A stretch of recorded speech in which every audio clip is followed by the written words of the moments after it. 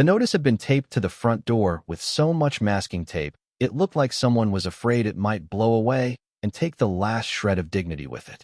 Teresa Vance stood on the concrete steps of her rented duplex on a Tuesday morning in February, still in the oversized cardigan she'd slept in, reading the bold black text for the third time as though the words might rearrange themselves into something less catastrophic. 30 days. If you're enjoying this story so far, don't forget to hit the like button and subscribe. Drop a comment telling me where in the world you're watching from. I love hearing from you. The landlord had given her 30 days to vacate. Her breath made small clouds in the cold air. Down the street, a garbage truck ground through its route with the indifference of a machine that had no opinion about a woman's entire life coming apart on a Tuesday. She pulled the notice off the door carefully, folded it twice, and tucked it into her pocket. Her daughter Marisol was still asleep inside, 7 years old, and running a fever for the third day in a row. Her son Caleb, 12, was in the kitchen making toast. She could hear the toaster clicking. She didn't go back inside right away. She stood on those steps and looked at the street she'd lived on for 4 years, the cracked sidewalk squares, the neighbor's plastic lawn ornaments, the oak tree that had heaved the curb up near the fire hydrant, and she did the math in her head the way she always did now. It was a cruel kind of arithmetic. Rent owed. 2 months plus this one, because the transmission on the Civic had gone in November and she'd had to choose between the car that got her to work and the apartment that housed her children. Medical bills. Marisol's asthma had worsened over the winter, 2 ER visits at $400 each after her insurance lapsed when the restaurant cut her hours below 30 to avoid covering her. Savings account, $83.40. She was 38 years old. She had 2 children, a sick car with a new transmission it barely deserved, and $83. The 30-day notice felt almost gentle by comparison to the math. She'd grown up in Kellerton, a small city in western Pennsylvania that had never fully recovered from losing its steel mills, wore that loss the way certain people wore old injuries, quietly, all the time, more visible in cold weather. Her mother still lived 12 blocks away in the house Teresa had grown up in, a 3-bedroom colonial that smelled like eucalyptus candles and old carpet. Her sister Dana lived next door to their mother, close enough to share a fence. They were a tight family in the way that tight can sometimes mean suffocating, the kind of closeness that assumes it has the right to comment on your choices. When Teresa's husband Ray had left 3 years earlier, they'd been compassionate about it in a way that still carried the faint scent of "we told you so." Ray had been the kind of charming that wore well for about 5 years before the seams started showing. He was in Phoenix now, sending irregular child support that arrived when it arrived and couldn't be counted on for planning purposes. The restaurant where she worked, Luca's Italian Kitchen, was a decent place with decent tips on Friday nights and almost nothing on Tuesday lunches, which was the shift she'd been given since the holidays. She'd applied for 3 other jobs in November, 2 of which never called back, and 1 of which offered her $12 an hour with no benefits and a 40-minute commute on a bus line that didn't run past 9. She hadn't taken it. Maybe she should have. The county tax auction listing had appeared on her phone screen at 11:30 on a Thursday night, while she was sitting at the kitchen table, surrounded by bills she'd arranged into categories. Urgent, less urgent, already past urgent. She'd been searching for nothing in particular, or maybe for something she couldn't name, the desperate low-grade searching that people do when the real problems are too large to look at directly. The listing was one of 47 properties the county was offloading in the February batch. Most were small lots or gutted row houses in the neighborhoods everyone had been leaving for 20 years. But one listing stopped her scrolling the way a word you've never seen before will stop you in the middle of a page. Property ID, 7741, B, Holloway Estate, 14, Grayfield Road, Kellerton. 3-story Victorian, circa 1921. Federal seizure, 1987. County acquisition, 2004. Condemned. Minimum bid, $300. The photograph attached was taken from the street, probably from a county vehicle during routine documentation. The house in the image was enormous. Red brick gone dark with decades of weather. A corner turret rising above the 3rd floor. A wraparound porch that had partially collapsed on one side, leaving it tilted like a ship taking on water. The grounds had gone entirely to wild growth, trees pressing close to the walls, vines mapping the mortar lines. It looked, To a reasonable person, like a place to avoid. Teresa looked at it for a long time. She knew about the Holloway house the way everyone in Kellerton knew about it. The kind of local knowledge that passed through generations by osmosis.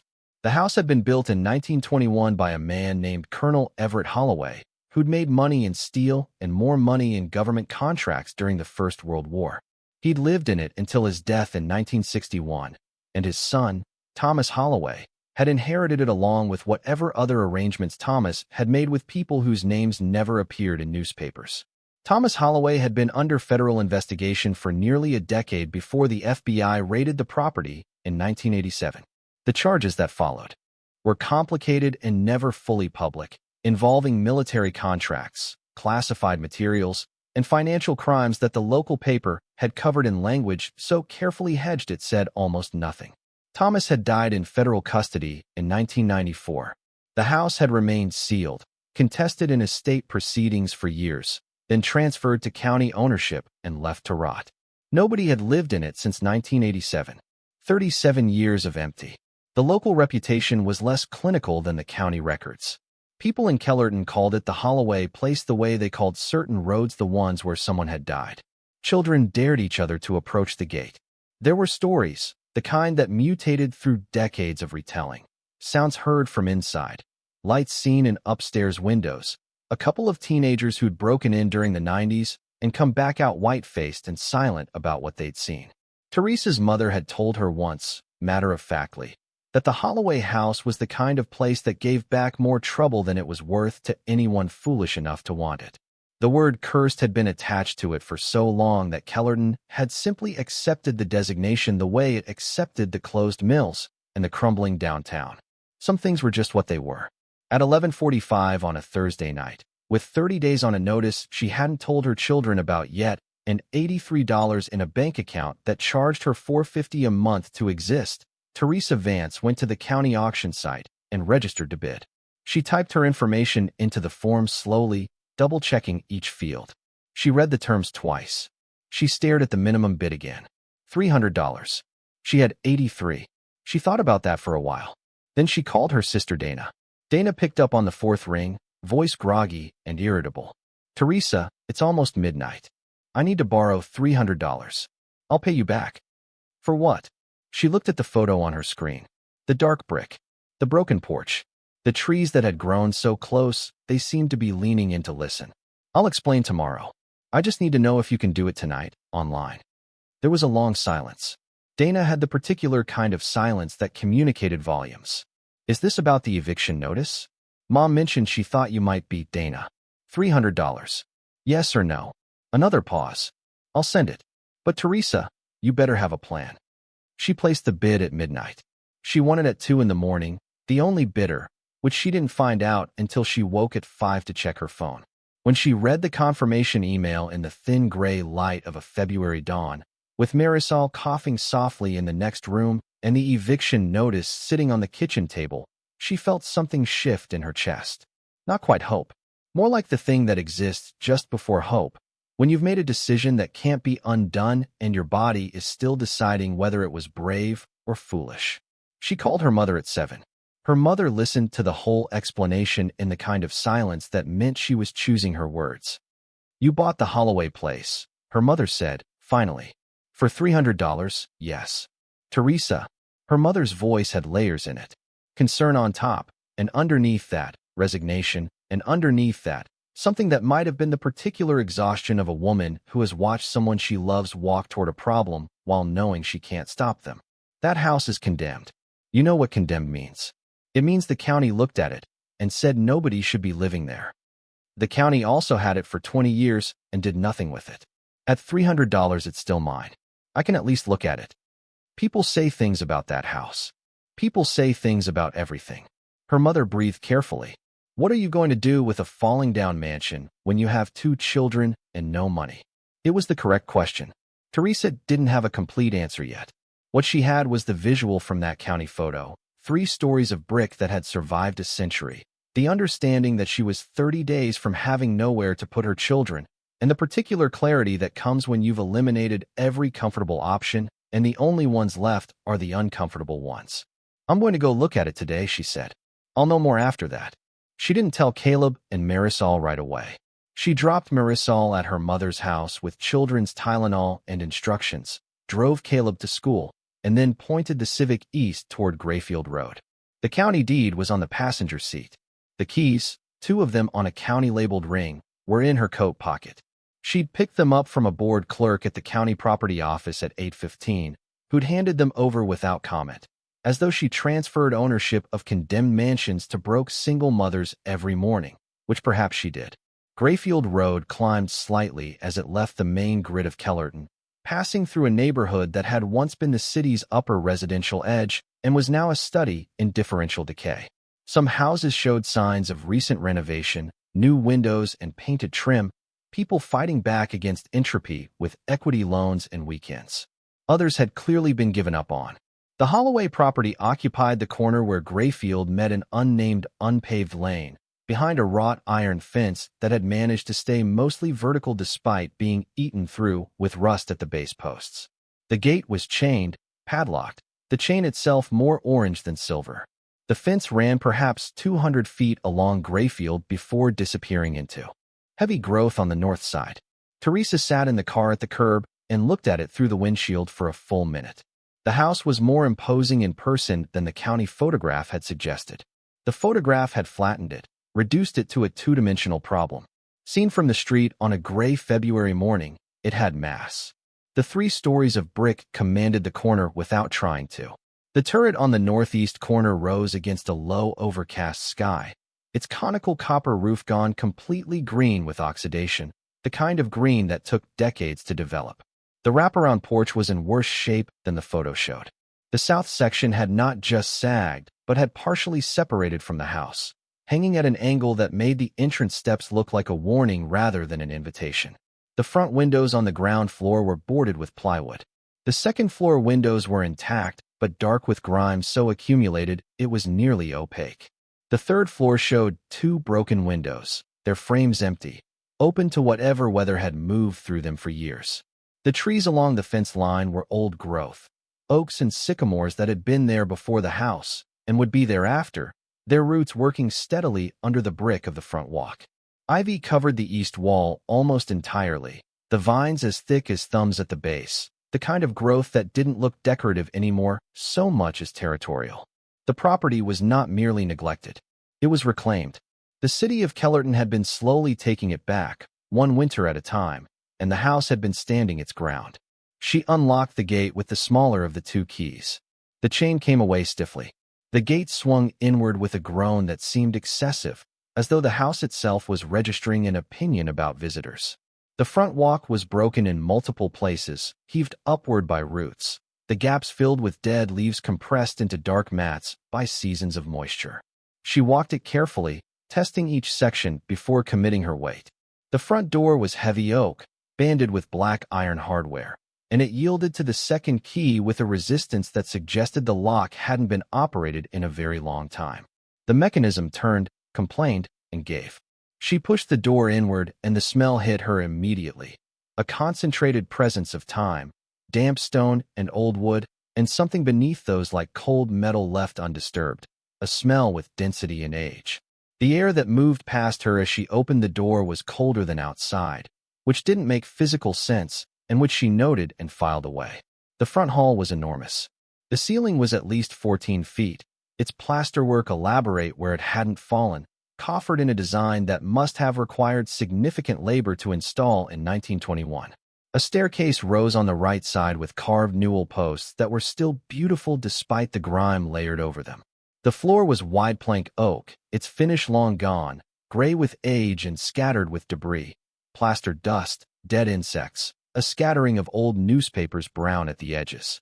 Daylight came in through the open door behind her and through cracks in the plywood covering the front windows, cutting across the floor in pale geometric shapes. She took a slow breath and started walking. Not with the confidence of someone who knows a place, but with the careful attention of someone learning it in real time. She understood, standing in that hall, that the structural assessment would be everything. Beautiful bones were only useful if they were sound. She needed to know what she was actually dealing with before she called it anything. If you're hooked on this story, Make sure to subscribe and turn on notifications so you never miss an upload. Your support means everything and helps me bring you more emotional stories like this one.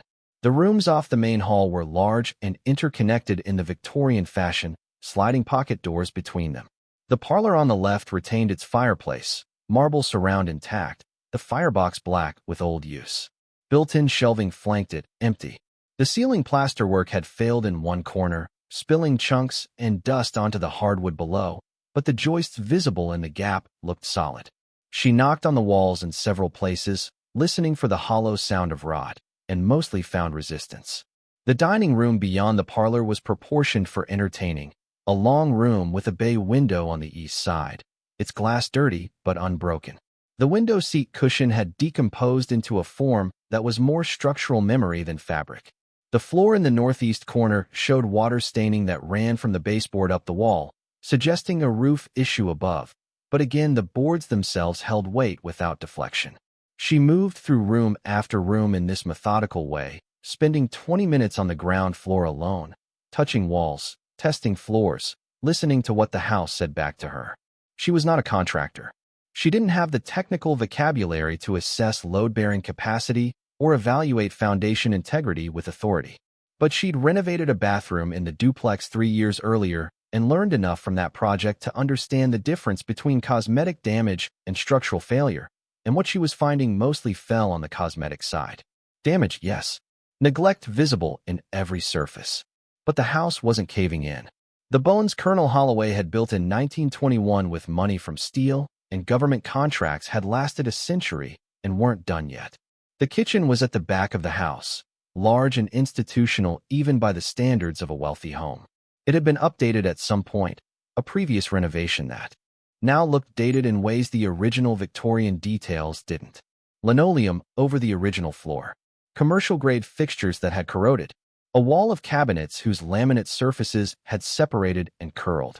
There was a door at the back of the kitchen that led to what had been a butler's pantry, and beyond that, a door she almost missed because it had been painted over several times, and the most recent coat had sealed it slightly to its frame. She found it because the light from the kitchen window caught the seam at a different angle than the surrounding wall. She pressed against it. It didn't budge.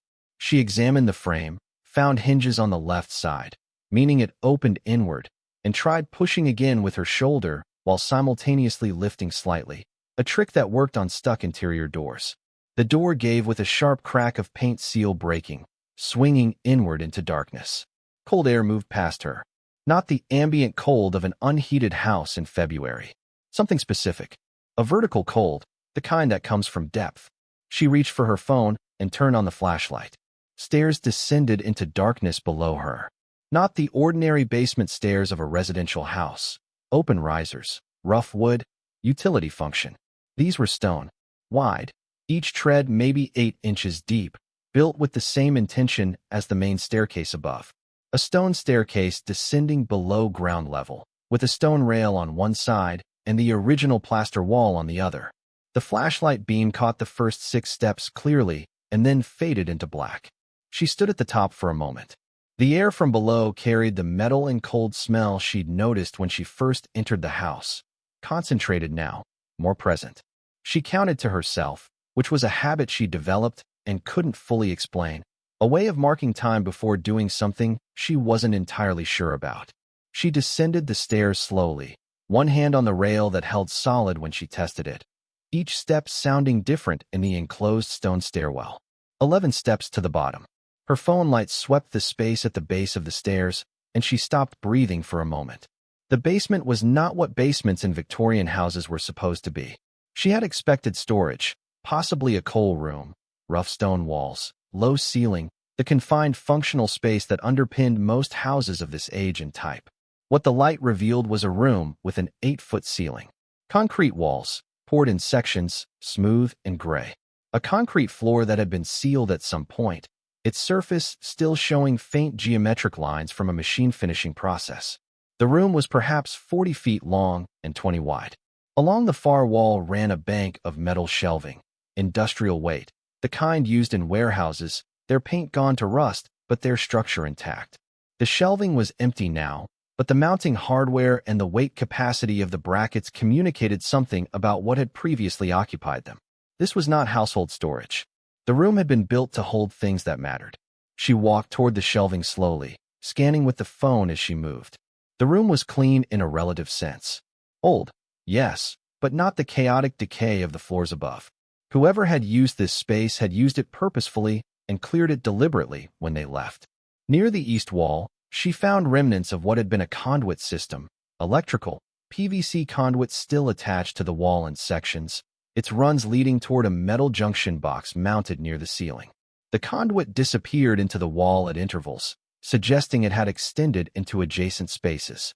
She followed the wall east until she hit the corner and turned.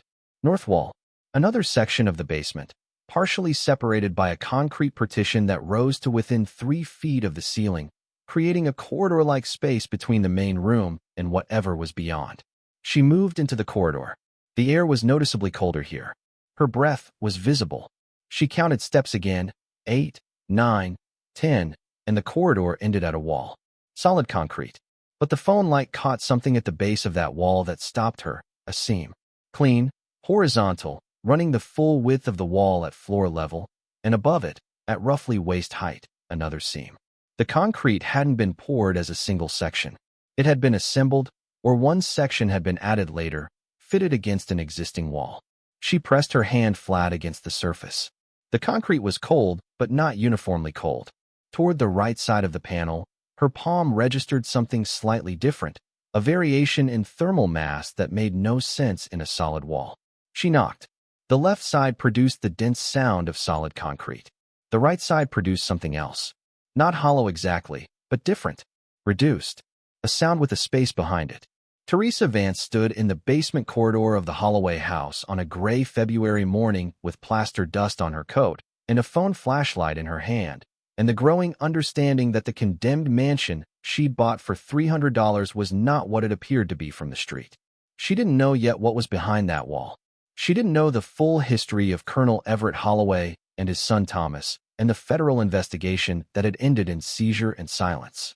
She didn't know what the cold air was carrying up from whatever depth existed beyond this concrete panel, or what the electrical conduit had once powered, or why a Victorian mansion built for a wealthy family would have an industrial-grade storage room beneath it with sealed concrete walls that weren't original to the construction. She didn't know any of that yet, but she stood there, for a long time, hand flat against the concrete, feeling the particular cold of a space that had been waiting to be found. She went back upstairs. She needed to think, and she needed to not think in a basement where the air made her breath visible. She sat on the front porch steps, the structurally sound section, in the cold February air, and she called her sister. Dana picked up immediately, which meant she'd been waiting. "Well, it's big," Teresa said. "The bones are solid. Better than I expected." "That's not a plan, Teresa." "I know." She looked out at the front yard, the overgrown grounds, the iron fence, Grayfield Road empty in the mid-morning quiet. "The basement is strange." "Strange how?" "Built different from the rest of the house. Someone put money into it that wasn't for storage or utilities. And there's a section of concrete wall that sounds hollow." Dana was quiet for a moment. "Teresa, that house has a history. You know that. Thomas Holloway was convicted of he was never convicted. He died before trial. He was arrested for things involving military contracts and classified materials. Dad used to say the FBI took boxes out of that house for weeks. Whatever Thomas Holloway was into, he was into it in that house, which means there might be something they didn't find." The silence that followed was a specific kind of silence. The kind that recognizes a thought it would rather not acknowledge. "You're not serious," Dana said. "I own the building. Anything in it is mine legally. I checked." "You checked?" "I looked it up. Federal seizure applied to the financial accounts and specific property items listed in the warrant. The physical building was transferred to county ownership. When the county sells the building at auction, the contents transfer with it. That assumes there are contents. There's a concrete wall with something behind it." Dana exhaled slowly. "Does your lawyer know about this?" "I don't have a lawyer." "Teresa." "Dana, I have $83 in my bank account and 30 days before I have nowhere to put my kids. I'm not calling a lawyer. I'm going back into that basement." She went back the next day, and the day after that. She told her mother she was doing preliminary assessment work on the property. She told Caleb she was handling something for the house. She didn't tell anyone about the concrete wall or the cold air or the electrical conduit that had powered something in a room no one had officially acknowledged existed. On the third day, she brought a hammer and a cold chisel she'd borrowed from the neighbor down the block who did weekend car repair. She'd told him she needed to break up a concrete planter. He'd handed them over without interest. She also brought a camping headlamp, the kind with a strap, so her hands were free. She went back down the stone stairs, through the main room, into the corridor. She stood in front of the concrete panel and looked at the seams for a long time, mapping the geometry. If this was a door of some kind, the seam at the base was the floor threshold, the horizontal seam at waist height was mid-panel, and the joint at the far right edge was the hinge side or the latch side. She tapped along the right edge, listening, until she found a spot where the sound changed most distinctly. 3 feet from the right edge, approximately at chest height. She pressed her thumb against it and felt, or imagined she felt, a slight give. She pressed harder. Nothing. She went back upstairs and stood in the kitchen thinking. If Thomas Holloway had hidden something in this basement, and the federal investigation had not found it, then whatever concealment mechanism existed was good enough to defeat a professional search. That meant it wasn't going to yield to a cold chisel and wishful thinking. She thought about the electrical conduit, about the junction box on the wall, about the idea that a sealed chamber in 1987 might have been closed in a way that required power to open. She thought about the faded lines of conduit running into walls. She thought about the fact that a man who'd made his money in government contracts and was being investigated for involvement with military materials would think about these problems the way a military engineer would think about them. She went back down and examined the junction box more carefully this time. It was old, but not as old as the rest of the electrical work she'd seen in the house. A different vintage, later. The mounting screws had been painted over multiple times and then stripped, suggesting removal and reinstallation. The box itself, when she opened the cover with a flathead screwdriver she'd thought to bring, was not empty and not in the condition of a box that had been abandoned. The wiring inside was connected, terminated with wire nuts that were still tight, and the box had a single circuit that ran to what appeared to be a low-voltage lead that disappeared into the conduit going toward the concrete wall. Low voltage. A control circuit, not power delivery. The kind of circuit used to trigger a relay or operate a lock mechanism. She sat back on her heels. A magnetically or electrically operated lock. Powered from this junction box, triggered by something. She looked at the box again, at the way the conduit left it, and ran along the wall. She followed the conduit back the other direction, past the junction box, north along the wall, where it disappeared into the original stone foundation of the house. She followed it with the headlamp, tracing where it must have come from, back through the foundation and up into the house itself. She went upstairs and started looking at walls. It took her 40 minutes to find it. Not in the basement, not in the kitchen, but in the butler's pantry, behind a section of cabinet that looked fixed to the wall, but was in fact mounted on a pivot the size of a dinner plate. A brass plate flush with the cabinet base that she found when she crouched down to examine the cabinet footer and noticed that the floor under the right half of the cabinet unit had not accumulated the same fine grit layer as the floor under the left half. The right half had been moved, relatively recently, or at least more recently than the left half. She pressed the cabinet top, the bottom, the sides. She pressed the center. She found the release when she pushed up firmly on the bottom right corner. A spring catch that gave with a soft click, and the entire right section of the cabinet swung outward on a hidden pivot, revealing a small recess in the wall, perhaps 4 inches deep, containing a panel with 2 switches and a key cylinder. She stared at it for a long time. The switches were labeled in military stencil lettering, the kind applied with a template and black paint. The labels had faded but were still legible in the headlamp. The top switch read main. The bottom read release. The key cylinder was below both. There was no power to the building. Hadn't been since the county shut off utilities years ago. She sat down on the floor of the butler's pantry and thought about this for a while. The next morning, she called an electrician. Not a large company, but a one-man operation she found through a Kellerton neighborhood board online. A man named Gary Politz who'd been doing residential electrical work for 30 years and whose reviews described him as straightforward and not inclined to ask unnecessary questions. She told him she'd purchased a property and needed to get power restored to assess the electrical situation. She didn't mention the panel in the butler's pantry. He came out the following afternoon, assessed the service entrance, confirmed the original knob and tube would need full replacement before the county would restore power, but observed that a temporary portable generator connected to a specific circuit could power individual systems for assessment purposes. He gave her a number for the service panel. She paid him from the emergency cash advance she'd taken on her credit card and which she was trying not to think about in terms of interest rate. She rented a small generator from a hardware store in the morning, and her neighbor helped her load it into the back of the Civic. She drove to Grayfield Road with the generator and a 50-foot extension cord and the cold chisel she still hadn't returned, and everything that was steadily accumulating in the trunk of her car that constituted her investigation of a condemned building she'd bought for $300 on a midnight impulse, while her daughter coughed in the next room. Getting the generator to the butler's pantry took longer than expected. She set it up just inside the back door of the kitchen, ran the extension cord through the kitchen and into the pantry, found the subpanel that Gary had identified as controlling the low-voltage circuits in the basement section, connected the generator lead, and started the engine.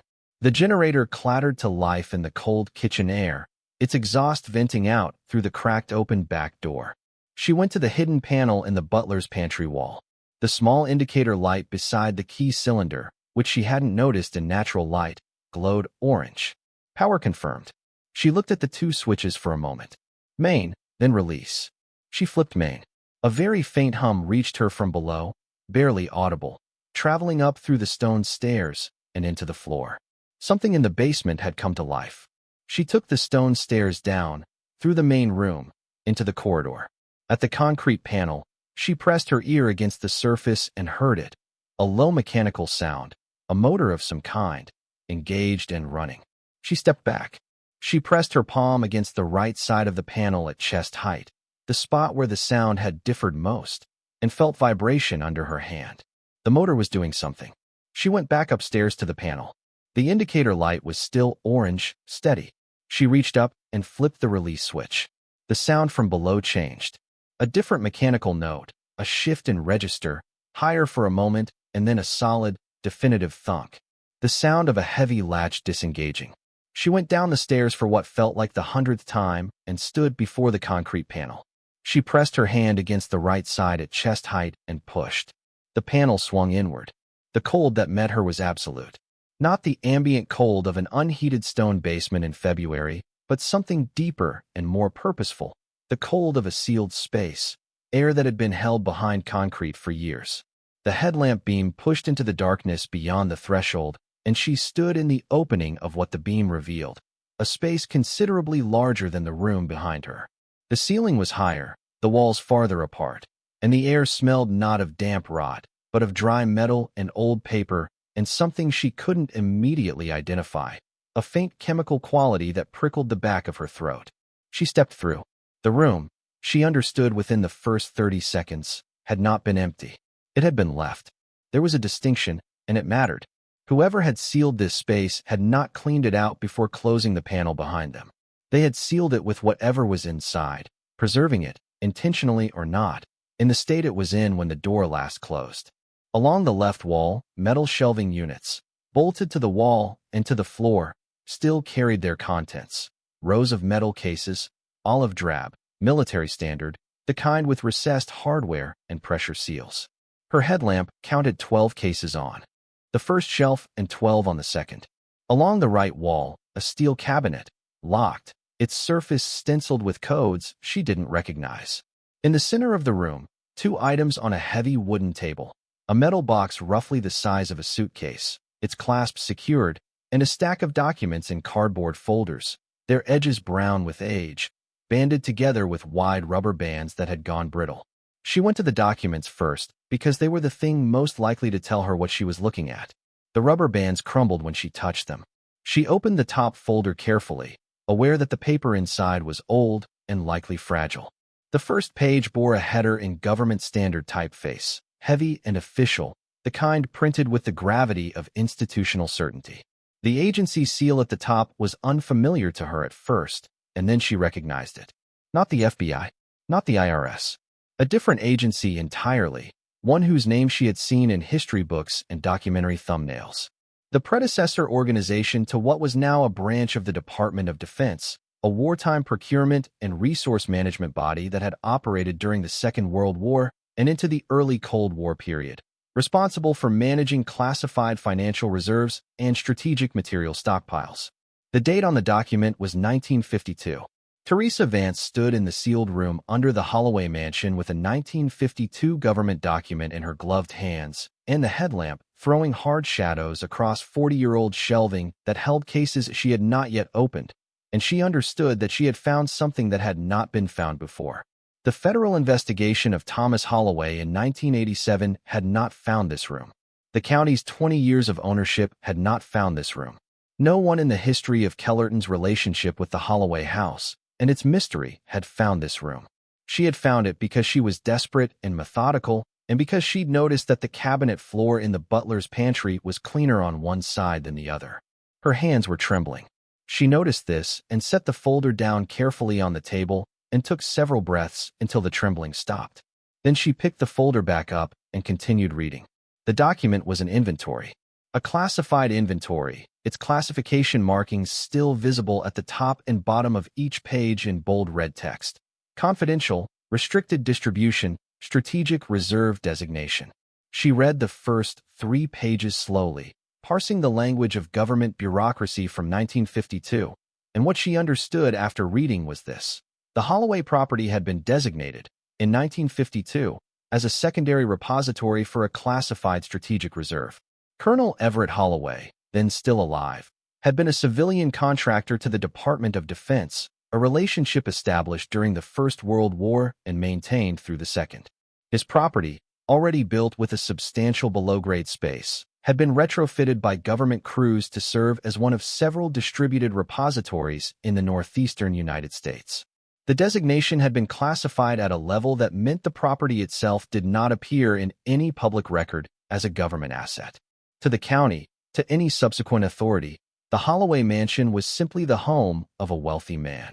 The inventory listed the contents of the repository as of the date of the document. She read the categories slowly, and as she read, the trembling in her hands returned. She set the document down again. She looked around the room at the metal cases on the shelves, at the locked steel cabinet, at the metal suitcase on the table. She looked at the numbers on the page. The total assessed value of the repository's contents, as of 1952, in $1952, was listed at the bottom of the inventory's final page in the same clinical typeface as everything else. The cold in the room was significant and constant, and she barely felt it. She took a photograph of the inventory document with her phone. She took photographs of every page she could access without disturbing the folder structure. She photographed the shelving, the cases, the cabinet, the metal box on the table. She photographed the room from the doorway, the threshold, both walls, the ceiling where the conduit runs terminated in a set of mounted brackets that had once held lighting fixtures. She took 57 photographs in 20 minutes, and then she sat down on the cold concrete floor of a sealed military repository under a condemned mansion in Kellerton, Pennsylvania, and she called her sister. Dana answered on the second ring. Teresa, it's 7 in the morning. I need you to come to the house. Her voice was steady, which surprised her. The Holloway house. Right now. A pause. What happened? Are you okay? I'm fine. I'm in the basement. She looked around the room. The headlamp cast everything in sharp relief, hard white light, and deep shadow. The metal cases solid and patient on their shelves. I found something. I need a witness. The silence on the line had a different quality from all the previous silences. It had the quality of a person recalibrating. How long have you been there? Since 6. Teresa. Dana's voice was careful now. What did you find? She thought about how to answer that. She thought about the inventory document and the 1952 date and the classification markings and the total assessed value at the bottom of the last page and the shelves of sealed cases and the locked cabinet and the metal box on the table that she had not yet opened. She thought about her $83 and the eviction notice and Marisol's fever and the Civic with its new transmission that had cost her everything. She thought about the Holloway house sitting on the corner of Grayfield Road for 37 years with its reputation for being cursed and its iron fence and its wild-grown grounds, and every story anyone had ever told about it. Every teenager who'd dared another teenager. Every adult who'd said to leave it alone. Every person in Kellerton who'd driven past it and felt vaguely uneasy and driven on. "I found something the FBI missed," she said. In 1987, they took the financial records and the documents they knew to look for. But they didn't find the room. Nobody found the room. What room? She looked at the inventory page, at the bottom line, at the total. "Dana," she said, "I need you to come here. And I need you to not tell Mom yet." The generator was still running in the kitchen above when Dana arrived 40 minutes later. Teresa met her at the front door and walked her through the house, through the kitchen, into the butler's pantry. She showed Dana the hidden panel, the switches, the key cylinder. She watched her sister's face cycle through surprise and skepticism and something that landed close to fear. Then she took her down the stone stairs, through the main room, into the corridor, through the concrete door that stood open. Dana stopped in the doorway. Her breath made a cloud in the cold. She looked at the shelves, the cases, the cabinet, the table. She looked at the inventory document where Teresa had left it, open, on the table beside the metal box. She read the header, the classification markings, the date. She read the inventory. She read the bottom line. She put the document down. She looked at her sister. "Teresa," she said, very quietly. "I know. This says, I know what it says." Dana looked at the shelves. The 12 cases on the first row. The 12 on the second. The locked steel cabinet. The metal box. She turned around and looked at the room, the ceiling, the concrete walls, the conduit runs.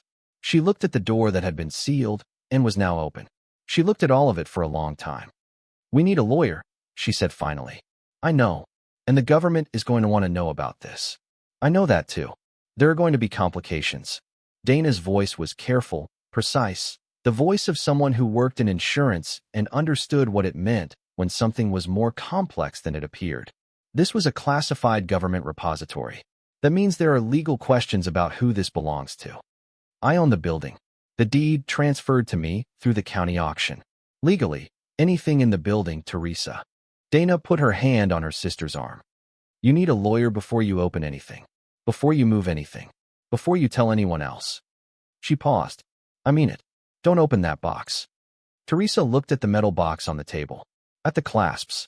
At the surface, stenciling worn to near illegibility, but still carrying the suggestion of official designation. At the way it sat on the table as though it had been waiting with the patience of something that knew it would eventually be found. "I wasn't going to open it today," she said. Dana didn't look convinced. "Let's go upstairs." They went up. Teresa turned off the generator and the hum from below ceased. The house fell back into the particular silence of a cold, unoccupied building in February, the silence of a place holding its breath. They stood in the kitchen and Dana called her own lawyer, a man named Pritchard who did estate work and had helped Dana navigate a property dispute with a neighbor 2 years ago, and she explained in measured tones that her sister had purchased a property at county auction and discovered what appeared to be historical government materials in a below-grade room. Pritchard was quiet on his end for a longer time than lawyers are usually quiet. "Tell her not to open anything," he said. "Tell her not to move anything. And tell her to call me at 9 sharp." Teresa was outside on the porch when Dana gave her this message. She was looking at the front grounds, the overgrown yard, the iron fence, Grayfield Road quiet in the early morning. 2 houses down, a car backed out of a driveway and drove away. The neighborhood went on being a neighborhood. The morning went on being a morning. She thought about Caleb at school, sitting through first period, completely unaware that his mother was standing on the porch of a condemned mansion with a generator in the kitchen and a lawyer's number in her pocket and a sealed room in the basement containing objects whose inventory value, in $1952, implied something she hadn't fully let herself calculate in 2024 terms. The value of gold in 1952 was $35 an ounce. The value of gold in 2024 was approximately $2,300 an ounce. She'd looked that up on her phone while waiting for Dana. She had done the math on the walk upstairs. She'd done it twice, because the first result seemed impossible. The second result was the same. She thought about the eviction notice folded in her coat pocket. She thought about Marisol's fever, the ER bills, the 2-month rental arrears, the credit card advance she'd taken to pay the electrician. She thought about Ray and Phoenix and the irregular child support and the Civic with its transmission and the job at Luca's Kitchen with its Tuesday lunch shifts and almost nothing tips. She thought about her mother saying some things are just what they are. She thought about the 8 years she'd spent in this city trying to make the math work, trying to make enough add up to stable, and the math not adding up. She looked at the iron fence, the heavy gate, the cracked front walk. She looked at the corner turret with its oxidized copper, the boarded windows, the porch hanging at its angle. She looked at the house that everyone had said was cursed, the house that had sat on this corner for 37 years collecting its reputation, the house she'd bought on a midnight impulse for $300 because she was desperate enough to bid on something nobody else wanted. She breathed in February air and did not move for a long time. Dana came to the door behind her. "Pritchard can see you at 10. "Okay." "Teresa." Dana came out and stood beside her. "Are you all right?" She considered the question. Not the immediate answer, which was that she was cold and hadn't eaten and was running on the anxiety adrenaline of a person who'd spent the last 4 days systematically investigating a condemned building, but the deeper answer, the one behind that. Whether she was all right in the way that mattered. "I haven't told the kids about the eviction notice yet," she said. "I know. I didn't want to until I knew what was happening." "I know." Dana put her arm around her sister's shoulders in the way she'd done since they were children, the automatic gesture of someone who understood that comfort sometimes preceded understanding. "We'll figure it out. Whatever this is, we'll figure it out." The cold February air sat on Grayfield Road with its February patience. Inside the Holloway house, in the sealed room under the basement, 24 cases of military standard containers sat on industrial shelving. A locked steel cabinet stood against one wall, and a metal box waited on a heavy wooden table, its 1952 classification markings still legible in the headlamp beam, the concrete door hanging open for the first time in decades. Above it, the stone stairs rose into a house that had stood for a century on the reputation of being something to avoid, which had worked very well, right up until the morning a 38-year-old woman from Kellerton with $83 and nowhere particular to go decided that what everyone else considered a liability might be the only thing she had left to try. She went back inside. She had a lawyer to call. Arthur Pritchard's office was on the second floor of a building on Kellerton's main commercial street that had survived the downtown slow contraction by housing a rotating cast of professionals whose business was other people's problems. The carpet in the waiting area was a shade of burgundy that had been fashionable in the early 90s and had not been replaced since. Teresa sat in it at 9:55 on a February morning with her coat still on because the radiator in the corner was making noise without producing heat, and with the photographs on her phone and the copy of the inventory document she'd photographed and printed at the library on her way over. Pritchard was a man in his mid-60s who'd seen enough unusual property situations to have developed what Teresa recognized, during the first 3 minutes of their meeting, as a functional poker face. He listened to the whole account without interrupting. He examined the printed photographs without visible reaction. He read the inventory document slowly, going back to the first page and reading it again. Then he set it down and looked at her. "You own the building," he said. "The deed transferred through the county auction. That part is clean. The county had the property for 20 years. Before that it was in federal seizure since 1987. I know. I remember the Holloway case." He picked up the inventory document and looked at the header again, the classification markings, the agency's seal. The seizure in 1987 was executed against specific listed assets. Bank accounts, investment instruments in Thomas Holloway's name, 3 vehicles, and certain personal property enumerated in the warrant. The physical structure was seized separately under a different authority and eventually transferred to county jurisdiction. The warrant for the financial assets was exhausted when those assets were liquidated, meaning the financial seizure didn't attach to whatever was in that room. Pritchard turned the document over in his hands. The seizure attached to what the government knew about. What they knew about in 1987 was what their investigation had surfaced. If there was a classified repository on that property that the investigating agencies weren't informed of by the relevant government department, then it may not have been included in the seizure warrant. He paused. "May not. That's not a legal opinion. That's me thinking out loud." "What's your actual opinion?" He set the document down carefully. My actual opinion is that you need to notify the appropriate federal authority about this fine before you open anything else, and before anyone else learns about it, and that the sequence of that notification matters considerably. If you notify first, and then the government attempts to assert ownership, you have a much stronger position than if the government learns about it some other way and comes to you. What authority do I notify? That depends on what's in those cases. Based on this inventory document, the originating agency is defunct. Its functions were absorbed into the Department of Defense during a reorganization in the late 50s. So the relevant authority is the DoD, probably through a specific branch that handles historical assets and classified materials. He opened his desk drawer and produced a legal pad. I'm going to make some calls today, quietly and carefully. In the meantime, you do not open anything.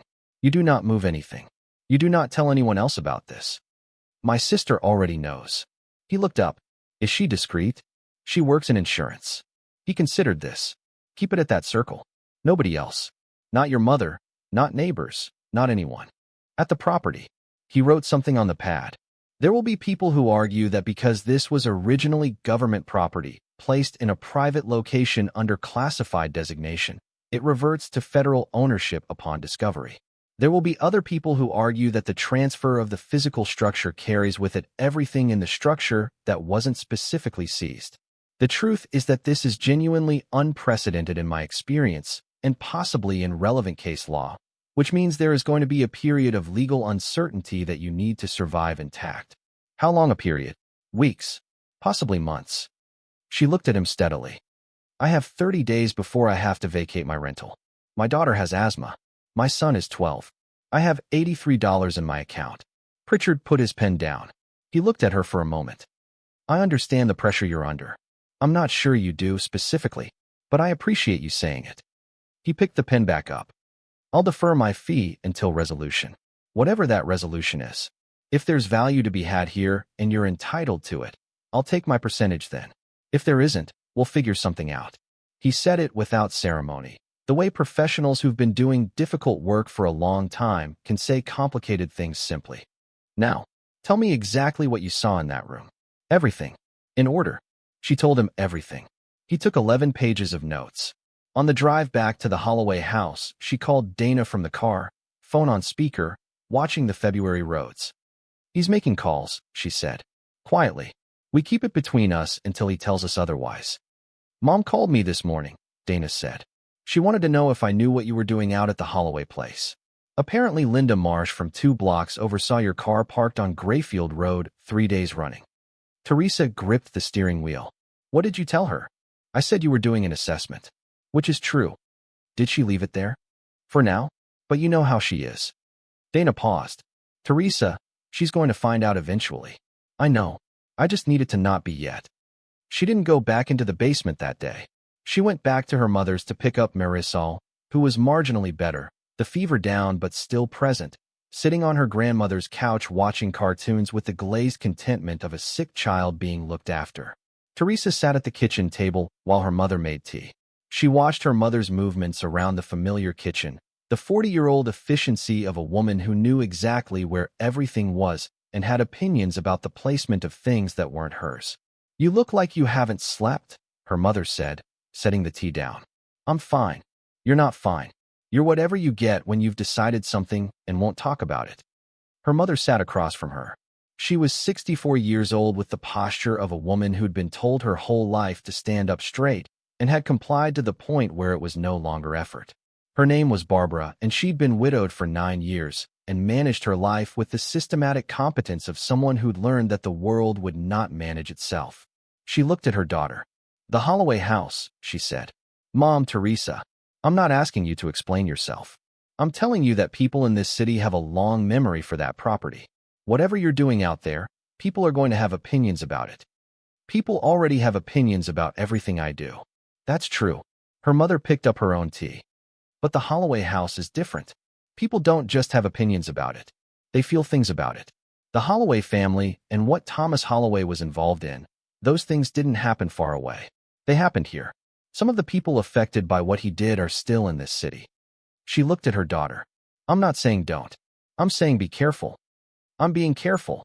Her mother nodded once. the way she nodded when she'd said her piece and considered the obligation met. They drank tea. Marisol coughed from the living room. The February afternoon sat outside the window in its flat gray persistence. Pritchard called the following morning. He'd made contact with a legal office at the Department of Defense that handled historical asset claims. He'd been on hold for 40 minutes and then transferred 3 times before reaching someone with the authority to understand what he was describing. They're sending a representative, he told her. Someone from their historical assets division. She'll be in Kellerton by Thursday. In the meantime, they've asked that nothing be disturbed. I haven't touched anything. Good. Keep that up. He hesitated. Teresa, the woman I spoke with. Her name is Crane. She was careful. She didn't confirm or deny anything about the nature of the repository.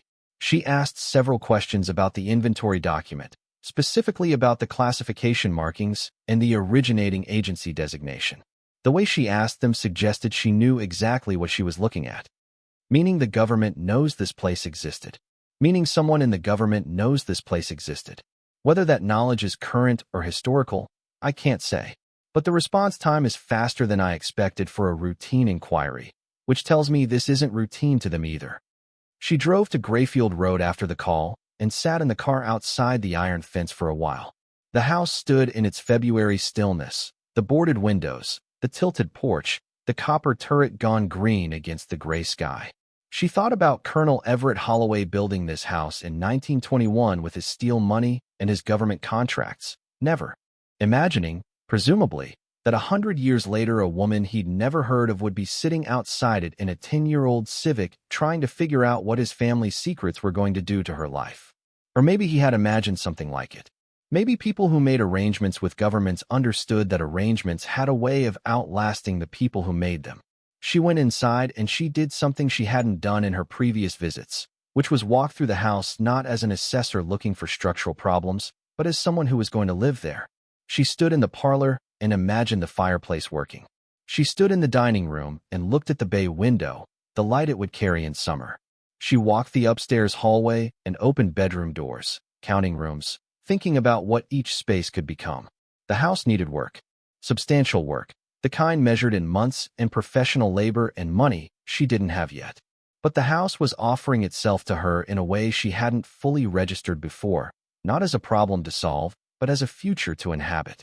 She stood in the largest bedroom on the second floor, the one that looked out over the back grounds through a window that was dirty but whole, and she thought about Marisol's lungs and the importance of not having mold, and about Caleb's need for space and stability, and about what it would mean to raise her children in a house that was theirs and not a landlord's, that couldn't be taken back with 30 days' notice. On Thursday, a woman named Ellen Crane drove to Kellerton in a gray government vehicle and parked in front of the Holloway house at 9 in the morning. She was in her early 50s, compact and self-contained, wearing a wool coat and carrying a briefcase that looked like it had been to more unusual places than the average briefcase encountered. She showed Teresa and Pritchard credentials from the Department of Defense, Office of Historical Assets and Strategic Resource Accounting. Teresa had not known such an office existed. The name suggested it was the kind of office that existed precisely so that things like this could be managed without drama. Crane shook hands with both of them and looked at the house for a moment before they went in. She did not say what she thought of it. In the basement, in front of the open concrete door, she stood for a full minute without speaking. She looked at the room. She looked at the shelving, the cases, the cabinet, the metal box on the table. She put on nitrile gloves from her briefcase before entering, which told Teresa she'd done this before or something like it. She examined the cases on the shelves without opening them. She examined the cabinet lock. She went to the table and looked at the metal box and the inventory document folder, which Teresa had left open at the first page. Crane read the header, the classification markings, the agency designation, and the date. Then she looked at the inventory itself, reading slowly, page by page. When she finished, she closed the folder. She stood in the cold room and said nothing for a moment. "I need to make a phone call," she said finally. "Please wait upstairs." They waited in the kitchen. Pritchard stood by the back door. Teresa sat on the floor because there was nothing else to sit on, and she'd been standing for an hour. Dana had come, at Pritchard's suggestion that Teresa have someone with her, and she stood by the kitchen window with her arms crossed. watching the backyard where a stand of maples had encroached to within 10 feet of the house. She knows what it is, Dana said quietly. She knew before she got here, Teresa said. Pritchard said the response time was too fast. What does that mean? I don't know yet. Crane came back up after 20 minutes. She stood in the kitchen doorway and looked at Teresa. I'm going to need to explain some things to you. And I'd ask that you understand that I'm working within the constraints of what I'm authorized to share at this stage. That's fine, Pritchard said. We're listening. Crane came into the kitchen and stood near the table. The repository in this basement was established in 1952 under a classified program that was part of the Cold War Strategic Reserve System. The program placed distributed caches of strategic assets in privately held locations throughout the northeastern United States, under arrangements with civilian contractors who held government security clearances and agreed to maintain the repositories as part of their contract.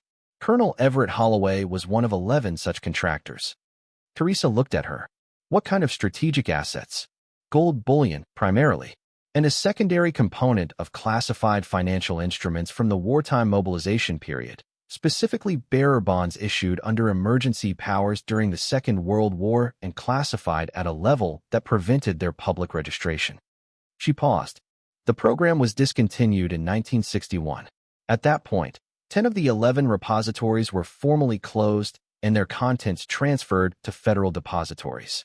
The 11th repository, this one, was flagged for closure pending a contract dispute with the Holloway estate following Colonel Holloway's death. The dispute remained unresolved in the records of the disbanding agency when its functions were transferred to the DoD in 1963. In the reorganization, the flag was not carried forward. The Holloway repository was effectively lost in bureaucratic transition. Pritchard's expression had not changed, but his pen was moving very quickly. Lost, he said. Administratively lost. The physical location was not lost, clearly. The existence of the program was classified and remains partially classified. The specific repository locations were known only to a small number of people, most of whom are no longer living. Crane looked at Teresa steadily. The federal investigation of Thomas Holloway in the 1980s was conducted by agencies that were not cleared for knowledge of this program. They executed a seizure against the assets they found through conventional investigation. They did not find this room because they were not looking for a classified military repository. They were looking for evidence of financial crimes. And Thomas Holloway knew it was here, Teresa said. He had to. His father would have disclosed it when Thomas inherited the property. What Thomas did with that knowledge, we don't know. He may have considered it a form of security. He may have planned to disclose it to the government and never had the opportunity. He was arrested before we could ask him, and he died before trial. The kitchen was very quiet. The generator had been off for days. The house held nothing but the particular silence of old construction and held breath. What's in those cases? Teresa said. It wasn't a question exactly. She already knew, in the way you know something you've been avoiding naming. Gold, Crane said. Bullion in military standard issue format. The inventory you found lists the quantity. Based on those figures and current market valuations, she stopped. She looked at Pritchard, then back at Teresa. I want to be careful here about what I say in what context. Say it anyway, Teresa said. Crane was quiet for a moment.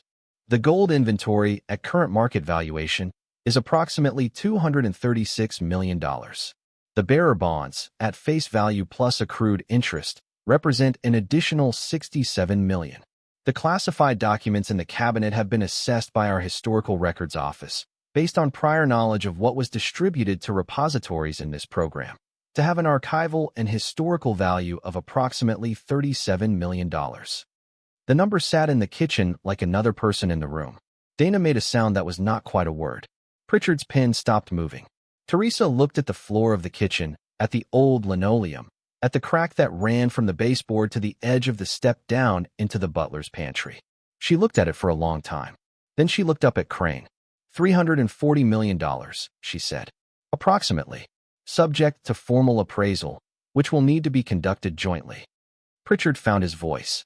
And the question of ownership. Crane looked at him. That is the question I am not authorized to resolve today.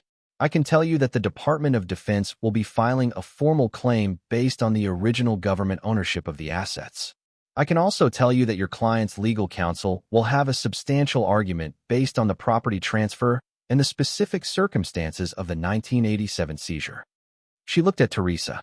I am not, in any capacity, advising you, but I'm telling you what the landscape looks like. She'll need a federal property attorney, Pritchard said. This is beyond my practice. Yes, Crane said. She reached into her briefcase and produced a business card, which she set on the table. The name on that card is someone I am not allowed to recommend officially. She is a private attorney who has handled asset recovery cases involving federal historical properties. She has been on both sides of these disputes. She is not inexpensive. Teresa picked up the card. She looked at the name. She set it down and looked at Crane. The government is going to fight this, she said. The government has an obligation to assert a claim. Whether it pursues that claim to conclusion is a different question. These situations are fact-specific. Crane closed her briefcase. I'll need to seal the room today. Standard protocol for classified assets under active claim review. The seal will be a federal notice, not a physical barrier. The room stays accessible to you as owner of the structure. You simply cannot remove or alter contents pending resolution. She paused. I'll also need your full cooperation with the formal appraisal process, which we'd like to begin next week. She cooperates fully, Pritchard said. After Crane left, the three of them stood in the kitchen for a while, without saying anything. Outside, Grayfield Road went on being a residential street in a mid-sized Pennsylvania city in February. A dog barked somewhere. A car engine started. $340 million, Dana said. She said it the way people say something they're not sure they believe yet. Pritchard gathered his notes. His expression was the expression of a man doing rapid internal calculations. The attorney on that card is good. I've seen her name in federal case filings. She's expensive, but we can structure the retainer against potential recovery, same as I've done. That makes it manageable. He looked at Teresa. This is going to take time. It's going to be difficult. The government has resources and the presumption of institutional authority. But the legal argument isn't weak. It may, in fact, be strong. How strong? He considered. You purchased the property through a legitimate county auction. The county held clear title. The assets in that room were not listed in the federal seizure warrant because the investigating agencies didn't know they existed. The program that placed them here was discontinued without formal closure at this location. That's a significant chain of title arguments in your favor. He paused. It's also a chain of arguments that will take time to make. And during that time, you need to maintain the property. Demonstrate continuous ownership and active stewardship, which means you need to be there. I have 30 days on my rental notice. Then you move into the house. He said it practically, as though moving into a condemned Victorian mansion with 2 children was a straightforward logistical decision. Get the utilities restored, address the most critical safety issues, document everything you're doing to improve the property. It strengthens your ownership position and solves your housing problem simultaneously. She looked around the kitchen, at the peeling laminate, the rusted fixtures, the cracked linoleum. At the window over the sink that had a broken pane, the gap covered with old tape gone brown. She thought about Marisol's fever and the importance of mold and air quality. She thought about Caleb needing a stable place to do homework. She thought about her mother's voice on the phone, careful and concerned. Okay, she said. She told Caleb that evening. She picked him up from school and drove to a fast food place off the main road and bought him a burger and fries, which was not something they could afford as a regular event and which therefore communicated to him. At 12, that something significant was happening. He sat across from her in the booth and ate with the contained attention of a boy who'd learned to watch adults for signals. She put the eviction notice on the table. He read it. He put it down. He looked at her. He didn't say anything right away, which was so characteristic of him that she felt the familiar ache of recognizing her son clearly. We're moving, he said. Not a question. We're moving. Where? She told him about the house. About Grayfield Road, the 3 stories of brick, the turret, the wraparound porch. She told him it needed work and was cold, and that she needed them to be flexible for a period while things got sorted. She did not tell him, yet, about the basement or what was in it. That would come, she decided, when she knew more about what the situation actually was. What she told him was what she knew for certain. The house was theirs, she owned it outright, and it was going to be better once they'd done the work. Caleb ate several French fries in silence. Is it the Holloway place? He said. She looked at him. How do you know about the Holloway place? Everyone knows about the Holloway place. Kids at school say it's haunted. He ate another fry. I know it's not haunted. Good. Because it isn't. Is it safe? It will be. It needs some work, but the bones are solid. He thought about this. Okay, he said finally. Can I have my own room? She laughed, which surprised her. You can have your own room. Telling her mother was harder. Barbara Vance listened to the whole account with the particular stillness she adopted when she was deciding how to respond to something she'd already formed an opinion about. Teresa sat at her mother's kitchen table and said the words plainly. She was moving into the Holloway house. She had legal counsel. There were developments that she couldn't fully discuss yet, but that had positive implications for their situation. Her mother was quiet for a long time. The Holloway house, she said. Yes. You're moving my grandchildren into a condemned building. I'm moving them into a building I own. The condemnation is a status that the county assigns. I've walked every room. The structure is sound. People in this city have been saying that house is cursed since before your father was born. Her mother's voice was measured, not dramatic, just the particular delivery of someone who had been right before and was preparing to be right again. I'm not saying I believe in curses. I'm saying that house has a history of destroying people who get involved with it. Thomas Holloway died in federal custody. The previous people who tried to investigate it gave up or were pushed out. And now you, with 2 children to think about, are moving into it. I'm not being pushed out. I'm moving in. What aren't you telling me? Teresa looked at her mother. The eucalyptus candles and the old carpet, the kitchen she'd grown up in, the familiar architecture of her mother's face, the concern that had never fully separated itself from the occasional impulse to control. I found something in the basement, she said. I can't tell you details yet because there are legal processes. But it's significant. It's why I'm not walking away. Her mother looked at her for a long moment. How significant? Significant. The silence that followed was the silence of a woman recalculating without sufficient information, which was a particular kind of frustrating for someone who preferred to have all the information before forming a position. Finally, her mother said, Do you need help with the children while you're working on the house? Yes, I do. Then bring them over here after school until the house is safe enough for them to be in. I'll keep Marisol during the day. She picked up her tea. And Teresa, whatever you found, be careful. The people who put things in the ground under that house did it for a reason. The federal attorney whose name was on Crane's card was a woman named Gina Morales. She had an office in Pittsburgh, 90 minutes from Kellerton, and she agreed to a preliminary call the following morning. She was direct and efficient and asked questions in the rapid sequence of someone assembling a structure out of existing materials. When Teresa had finished the summary, Morales was quiet for a moment. The critical question, Morales said, is the seizure warrant from 1987. If the warrant's enumerated assets were limited to what the investigating agencies identified through their investigation, and the classified repository was not identified because the agencies lacked clearance to know it existed, then the warrant didn't attach to those assets. Period. That's not ambiguous. What's ambiguous is whether the government will argue that the original government ownership supersedes the property transfer, independent of the seizure. Can they do that? They can argue it. Whether they win is a different question. The property was transferred by the county through a legitimate tax sale. The county's title was derived from the federal transfer following the seizure.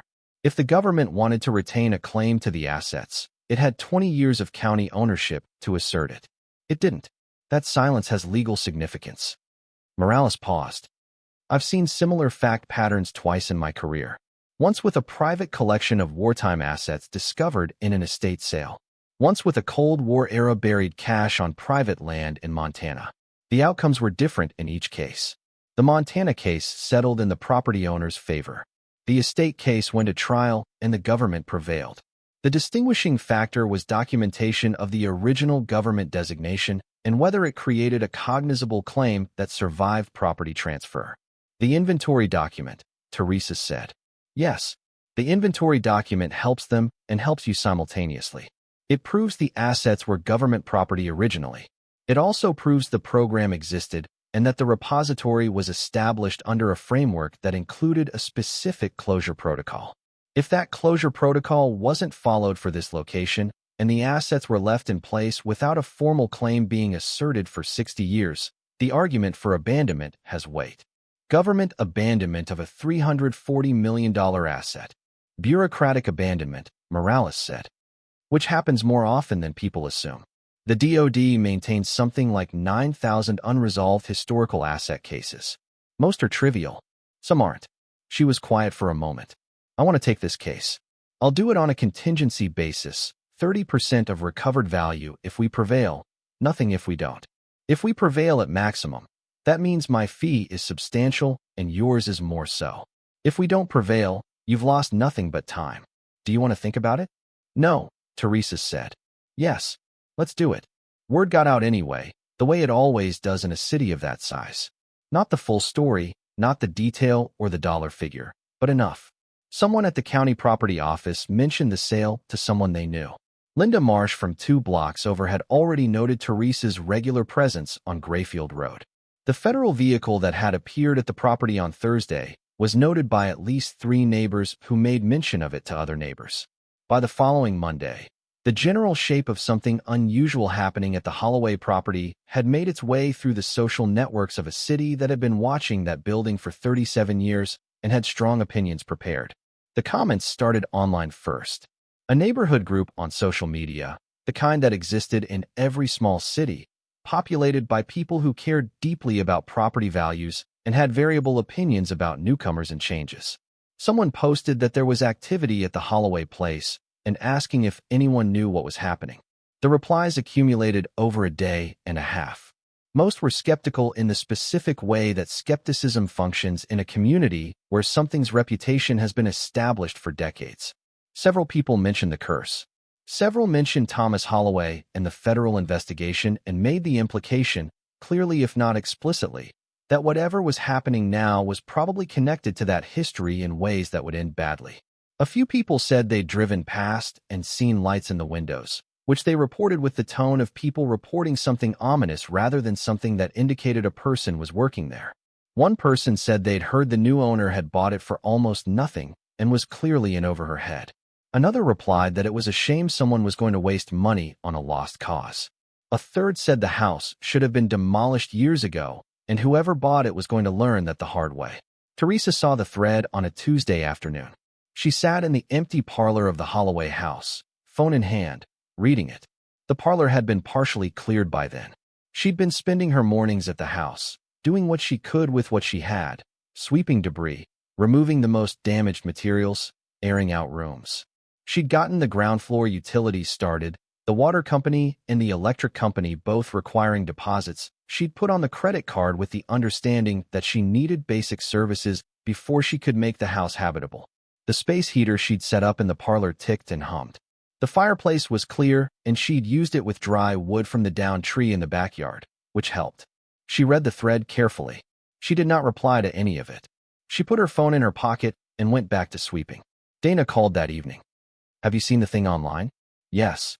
People are saying you bought a condemned house with money you didn't have, and there must be something wrong with you. People are wrong about which part is the problem. Teresa. Dana's voice had the particular weary quality it took on when she was about to say something she'd been organizing for a while. I think you should tell Mom more. Not everything, but more. She's hearing things and filling in the gaps herself, which is not going well.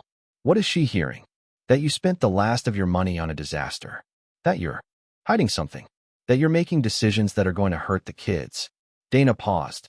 She called me 3 times today. That's 2 more than usual. Teresa stood in the kitchen of the Holloway house, the space heater running, the window above the sink leaking cold air around the new tape she'd applied. She'd fixed the broken pane that morning with a piece of glass. She'd cut herself from a pane she'd found in the garage, and it wasn't perfect, but it held. She looked at the window and thought about her mother calling Dana 3 times. I'll go see her tomorrow, she said. She's worried. Not just critical. Worried. I know. I'll go see her. She went the next morning.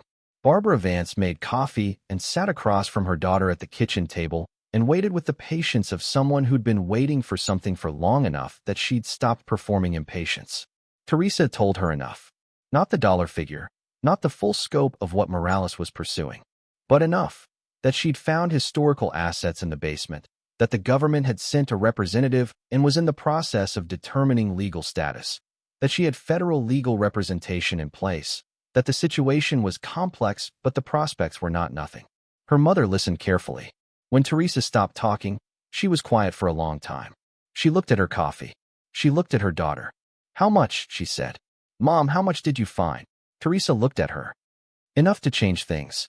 If the legal process goes our way." Her mother nodded slowly. Not the nod of someone satisfied with the information, but the nod of someone who has heard enough to understand the shape of what they're dealing with. "And if it doesn't go your way, then I have a house on Grayfield Road that I own outright, which I'm making habitable for my children, which is already more than I had a month ago." Her mother looked at her for a long moment. The expression on her face went through several things before settling on something that wasn't quite softening, but was adjacent to it. "I don't like that house," she said finally. "I know. I've never liked that house. Nobody has ever liked that house. And now my daughter and my grandchildren are going to live in it." She picked up her coffee. "But you've always been the kind of person who decides something and then does it. Since you were about 4 years old. I used to argue with it. I got tired."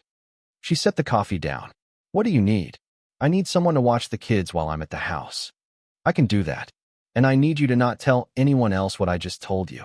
Her mother's expression suggested this was being asked of the wrong person, but she said, "I'll try." The appraisal team arrived on a Wednesday in the 3rd week of February. For people in addition to Crane, including 2 specialists in military historical assets and a gold assay expert from the Federal Reserve. They came in a van and brought equipment, portable scales, spectrometry devices, document preservation materials. They worked in the basement for 2 days. Teresa was present for the 2nd day, along with Morales, who had come up from Pittsburgh and who stood in the basement watching the appraisal team with the focused attention of someone building an argument in real time. When the first case was opened, Teresa stood close enough to see clearly. The interior was lined with foam padding, cut precisely to hold what it held, and what it held was gold. Bars, each one stamped with the government assay mark and the year, 1944, 1945, 1946. The color was not the dramatic burnished gold of film and imagination, but a more deliberate, dense yellow that sat in the box with absolute physical conviction. The color of something that had been exactly what it was for 80 years and had no intention of being anything else. She looked at it for a long time. The assay expert examined each bar methodically. He worked in silence, his instruments producing readings that he entered into a tablet without comment. The document specialist worked on the cabinet, which Crane's people had opened with the original key located in the metal suitcase on the table along with a sealed envelope containing the administrative records of the Holloway Repositories establishment. The envelope's existence was what Crane had been expecting. The records inside were what confirmed, definitively, that the government's protocol for this repository had never been executed. The closure order existed in the administrative file. It had never been delivered to the Holloway estate because the contracting officer responsible for the closure had died in 1961, and the file had been inherited by an office that was reorganized out of existence 2 years later. Morales stood beside Teresa while the appraisal team documented everything and said, quietly, "The closure protocol evidence is significant. If the government failed to execute the closure and remove the assets, they cannot later claim that the assets were perpetually government property in a way that survives a legitimate private property transfer. The failure of process matters legally. How much does it matter? Enough that I've gone from cautiously optimistic to actually optimistic, which I don't say often." She watched the assay expert open a second case, then a third, the rows of gold bars identical in their patient density. "The bearer bonds in the cabinet are going to be interesting. Those were classified wartime instruments. There's an argument that they're void due to classification. There's a counter-argument that the emergency powers under which they were issued created legitimate obligations that don't expire with the secrecy designation. What happens if they're valid? If they're valid and you're entitled to them, you receive the face value plus 67 years of compounded interest." She paused. "That adds up." The appraisal took 2 full days. At the end of the 2nd day, Crane produced a preliminary summary document and handed it to Morales. She handed a copy to Teresa. The numbers on the document were the numbers Crane had quoted in the kitchen, now confirmed and slightly adjusted. The gold bullion appraised at $241 million. The bearer bonds, with accrued interest, at $71 million. The classified documents, based on historical significance and archival assessment, at $38 million. The total on the line at the bottom of the page was $350 million. The number was precise and enormous and sat on the page in the same font as everything else on the document, which seemed insufficient to the task of conveying what it meant. Teresa read it 3 times. She looked at Morales. "Where does this go from here?" she said. "The DoD files its formal claim. I file our response. We enter a federal review process." Morales put the document in her briefcase.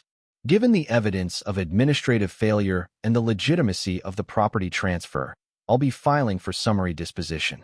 I believe there's a reasonable chance we get a decision without going to full trial." "How long?" 8 to 12 weeks for the initial determination. Potentially longer if they appeal. She looked at Teresa steadily. "You've done everything right. You notified the government immediately. You've cooperated fully with the appraisal. You've maintained the property. You've engaged counsel. The record looks exactly the way it should look for someone with legitimate ownership rights who found something they weren't expecting and handled it correctly." Crane, who had been listening from across the room, looked at Teresa with the expression of someone making a professional decision about what to say. "I'm not authorized to express an opinion about the legal outcome," she said. "But I can tell you that the documentation of the administrative failure is complete and unambiguous. The closure order exists in our records. The execution of that order does not. That is a fact, not an interpretation." That evening, Teresa sat on the parlor floor of the Holloway house with the space heater running and the marble fireplace dark and the plaster medallion on the ceiling partially visible in the lamplight. She was alone. The kids were at her mother's.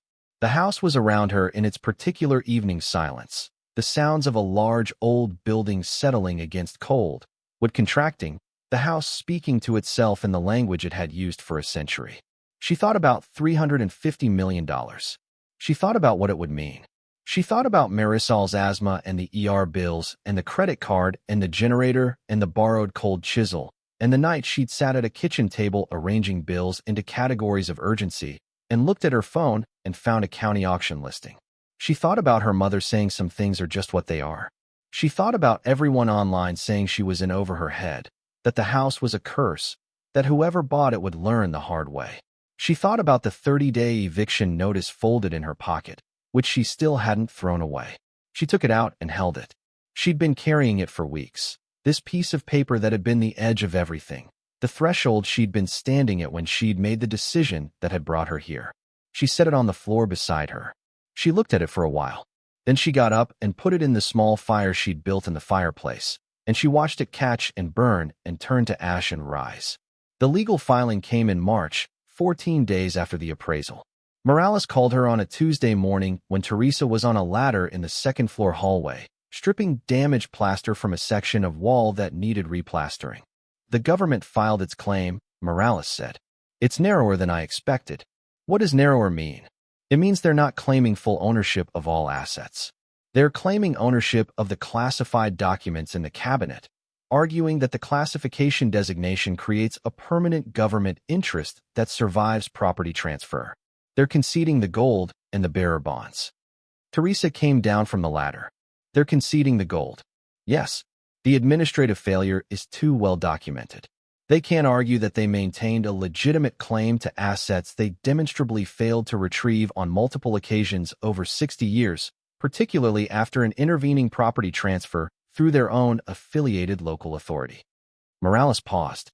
"What they're doing is making a narrower argument about the classified documents specifically, which is actually a stronger legal position for them. The classification designation creates a different kind of government interest than simple ownership. And what happens with the documents if they win that argument? They take the documents. You keep everything else." She said it with the particular precision of someone who has been careful with words for a long time. "The documents appraised at $38 million. The gold and the bonds together appraise at $312 million. The silence on the line was not the silence of uncertainty. It was the silence of someone standing very still while something enormous moves past. "We're fighting for the documents too," Teresa said. "Of course we are. The argument isn't unwinnable. but I want you to understand the realistic landscape. The most likely outcome, in my experience with cases of this type, is a negotiated settlement. The government gets the classified documents. You get everything else. That's their opening concession position, I believe, expressed as a legal filing. $312 million. Yes, subject to taxes, fees, and a negotiated resolution structure. But yes. Teresa stood in the second-floor hallway with plaster dust on her coat, and a phone in her hand, and the sound of the house around her. And the number sat in the space between those facts with the same quiet, dense certainty as the gold bars she'd seen in the phone-lined cases. The number that had started as a 1952 inventory figure she'd read in a room, she'd opened with a panel she'd found by noticing that one section of a butler's pantry floor was cleaner than another. How long, she said. On the negotiated resolution? 3 weeks. Maybe 4. She looked down the hallway at the walls she'd been clearing, the exposed lath where plaster had fallen or been stripped, the bare wood that needed filling and coating before it could be painted. She looked at the door to the room she'd designated as Marisol's, where she'd already measured for new windows and picked a color, a pale yellow that would hold light in the afternoon. She looked at the window at the end of the hall that looked out onto the backyard, and the encroaching maples and the sky above them, which was moving in March the way sky moved when winter was losing its argument with spring. Okay, she said. 3 weeks. We wait 3 weeks, and then we know. She went back up the ladder. The 3 weeks were not quiet. Word continued to spread in the way it spreads in small cities. Not the full truth, but a version of the truth, shaped by the particular anxieties and narratives a community uses to make sense of things it can't fully see. People knew there was something at the Holloway house. People knew there were government vehicles and legal proceedings and activity. The neighborhood group online had accumulated 214 comments on the original thread about the Holloway house, and the general tenor had shifted from skeptical to worried in the way that worried differs from skeptical. The worry was about what Teresa had gotten herself into. Several people said it explicitly. One person, a woman named Gretchen Alda who'd lived on Grayfield Road for 20 years, posted that she felt sorry for the children, which was the particular kind of comment that is cruelest because it wraps itself in concern for people it has no actual knowledge of. Teresa did not read the thread after the first time. She had work to do. Her cousin Marcus, who did drywall work and heard through the family network what was happening, came by one Saturday and spent the day helping her with the second-floor walls. He didn't ask questions, just worked, which was the most useful thing anyone could have done. Caleb came with them on Saturday mornings now, carrying materials, sweeping, doing the work of someone who understood that the house's completion was connected to his own future in a way that mattered. He was careful and systematic about it, which did not surprise her. Marisol came on the weekends too, bundled in her heaviest coat, inspecting each room with the thoroughness of a person taking stock of an investment. She had an opinion about every space. The room Teresa had designated as hers was not the room she wanted. She wanted the turret room, the circular space on the 3rd floor inside the corner tower, and she presented this preference with the complete certainty of a 7-year-old who has examined all options and reached a conclusion. Teresa took her upstairs and showed her the turret room, which was structurally sound but desperately cold and would need significant work before it was habitable. Marisol looked at the curved walls and the pair of windows that looked out over the street in both directions and said, "This one. It needs work," Teresa said. "All of them need work," Marisol said, which was true. Morales called on a Thursday in the 4th week. "They want to meet," she said. "The DOD legal office. A negotiation session. That means they want to settle. That's what it means. The classified documents question has a genuine legal uncertainty. They'd rather close this at a number than risk a determination that goes against them and creates precedent." She paused. "I want to bring you to the meeting. I want you in the room. It changes the dynamic when the person whose life this actually belongs to is present." When? Monday. Pittsburgh. The DOD is sending 2 attorneys. We're meeting at my office.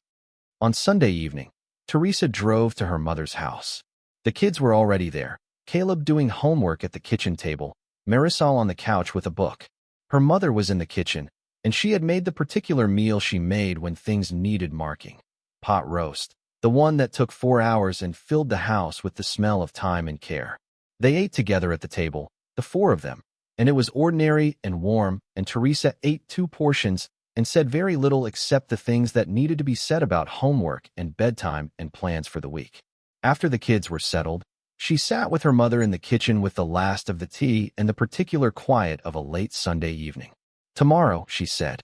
"I'll know more tomorrow." Her mother held her cup.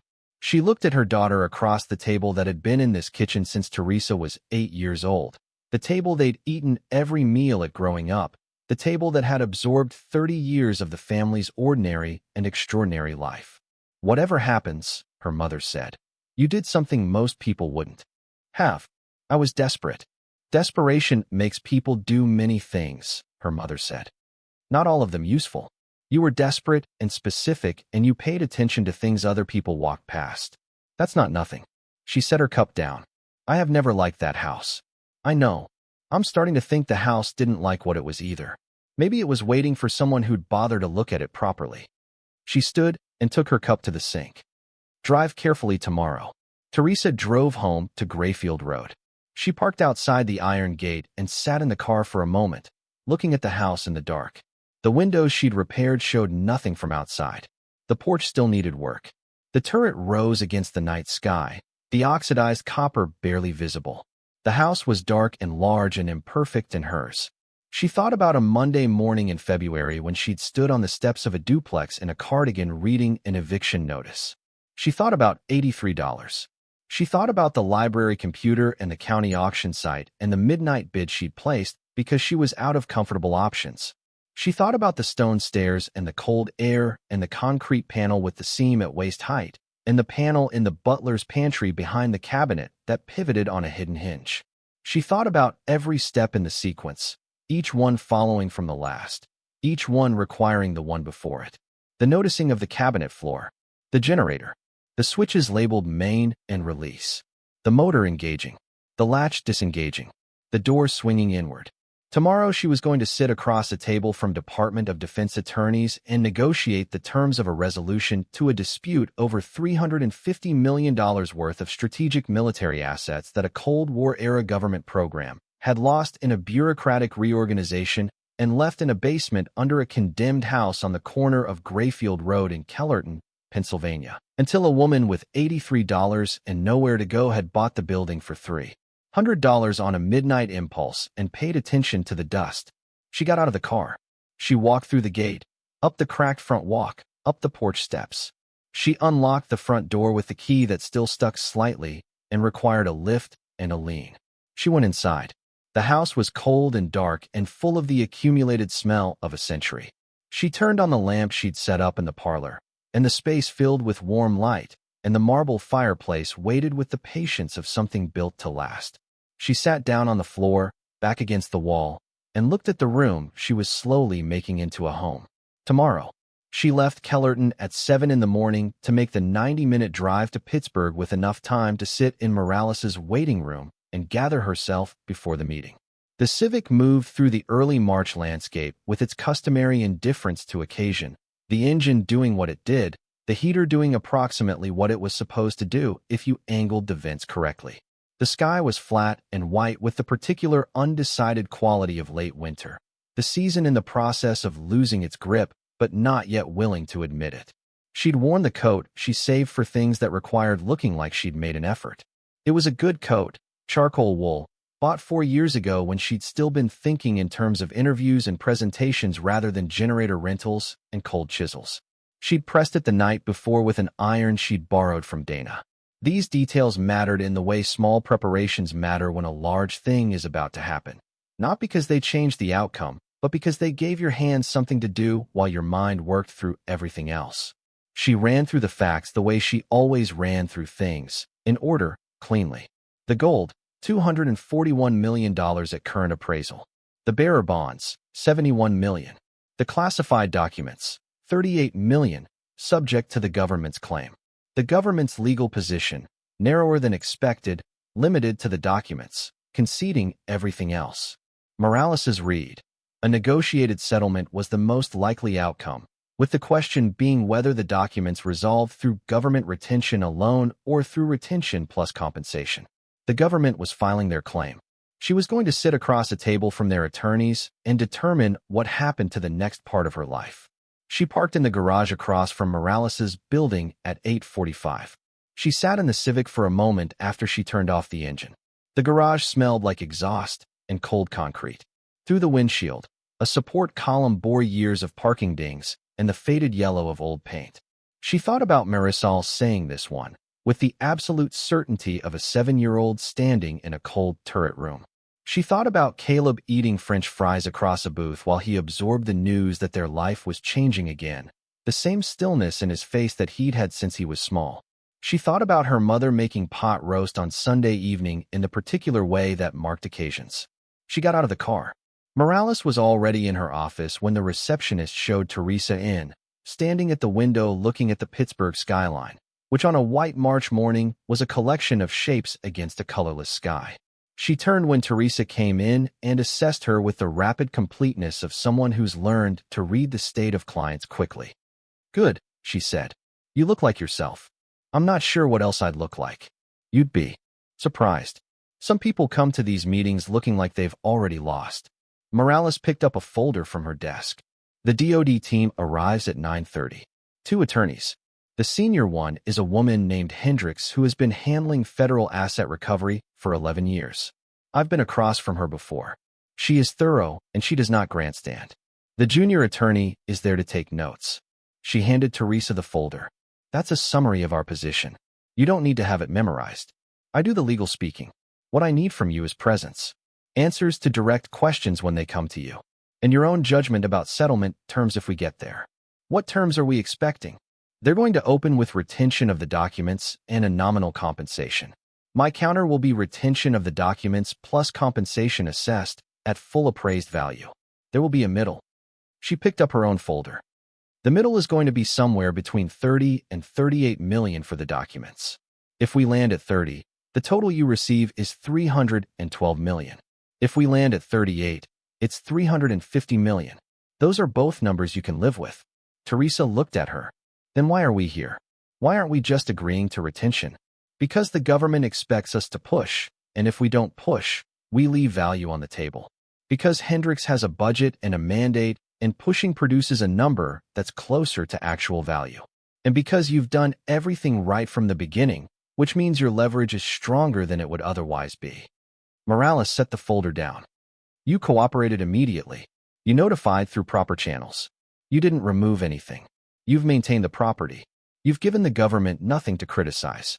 That's leverage." She thought about this. "And the gold? That's already settled. Conceded, not settled. There's a difference. Conceded means they've determined they cannot make a viable claim. When this is over, the gold and the bonds transfer to your control through a formal process. That takes additional weeks, but the legal question is resolved." She paused. "Once we close on the documents today, assuming we do, the full picture becomes clear. You'll need a financial advisor before the transfer happens, obviously." "Obviously," Teresa said. She hadn't thought about a financial advisor until this moment, which told her something about how thoroughly she'd been living inside the legal process rather than past it. The DOD attorneys arrived at 9:28. Hendricks was in her mid-50s, compact and methodical in a way that reminded Teresa of Crane, the specific efficiency of people who spend their careers navigating the gap between what government resources can do and what government processes actually allow. The junior attorney, a man named Reeves who appeared to be about 30, had a laptop and a legal pad and the alert stillness of someone trained to watch and record. They settled around the conference table with the organized movement of people who did this regularly. Hendricks opened a folder, looked at its contents briefly, and then looked at Teresa directly, which Teresa noted. Not at Morales. At her. "Ms. Vance," she said, "I want to acknowledge something at the outset. The way you handled this discovery is not typical. In our experience with finds of this kind, the first instinct is frequently to delay notification, remove items, or contact press before counsel. You did none of those things. You notified immediately, you secured proper representation, and you've cooperated fully with our assessment process. That matters to how we approach this conversation." "Thank you," Teresa said. "It also matters to how the department perceives your claim's legitimacy, which is to say, favorably." She looked at the folder again. The documents in the Holloway repository are classified at a level that makes private ownership legally untenable. That's not a position we're negotiating. The documents return to government custody. What we're here to discuss is the appropriate compensation for a private party whose legally acquired property contained classified government materials. Morales had her own folder open. The appraised value of the documents was $38 million. Our position is that full appraised value is the appropriate baseline for compensation. Hendricks nodded once. The department's position is that the classification designation limits the valuation framework. Classified materials have a different market than open market assets. The compensable value to a private party who cannot legally sell or otherwise leverage these materials is different from the archival valuation used in your appraisal. The appraisal was conducted by your own specialists, Morales said, for the purpose of full inventory assessment, not for the specific purpose of establishing compensation to a private party. Hendricks looked at Teresa again. Ms. Vance, I'll be direct about our opening figure. The department is prepared to offer $22 million in compensation for the classified document component. Teresa kept her face neutral. $22 million was not $38 million. It was also not zero, and it was also not, in the larger context of what sat beside it, a figure that would end this well or badly. She understood that Morales was already formulating a counter and that her role at this moment was not to speak, but to hold her position in the room the way Morales had described, with presence.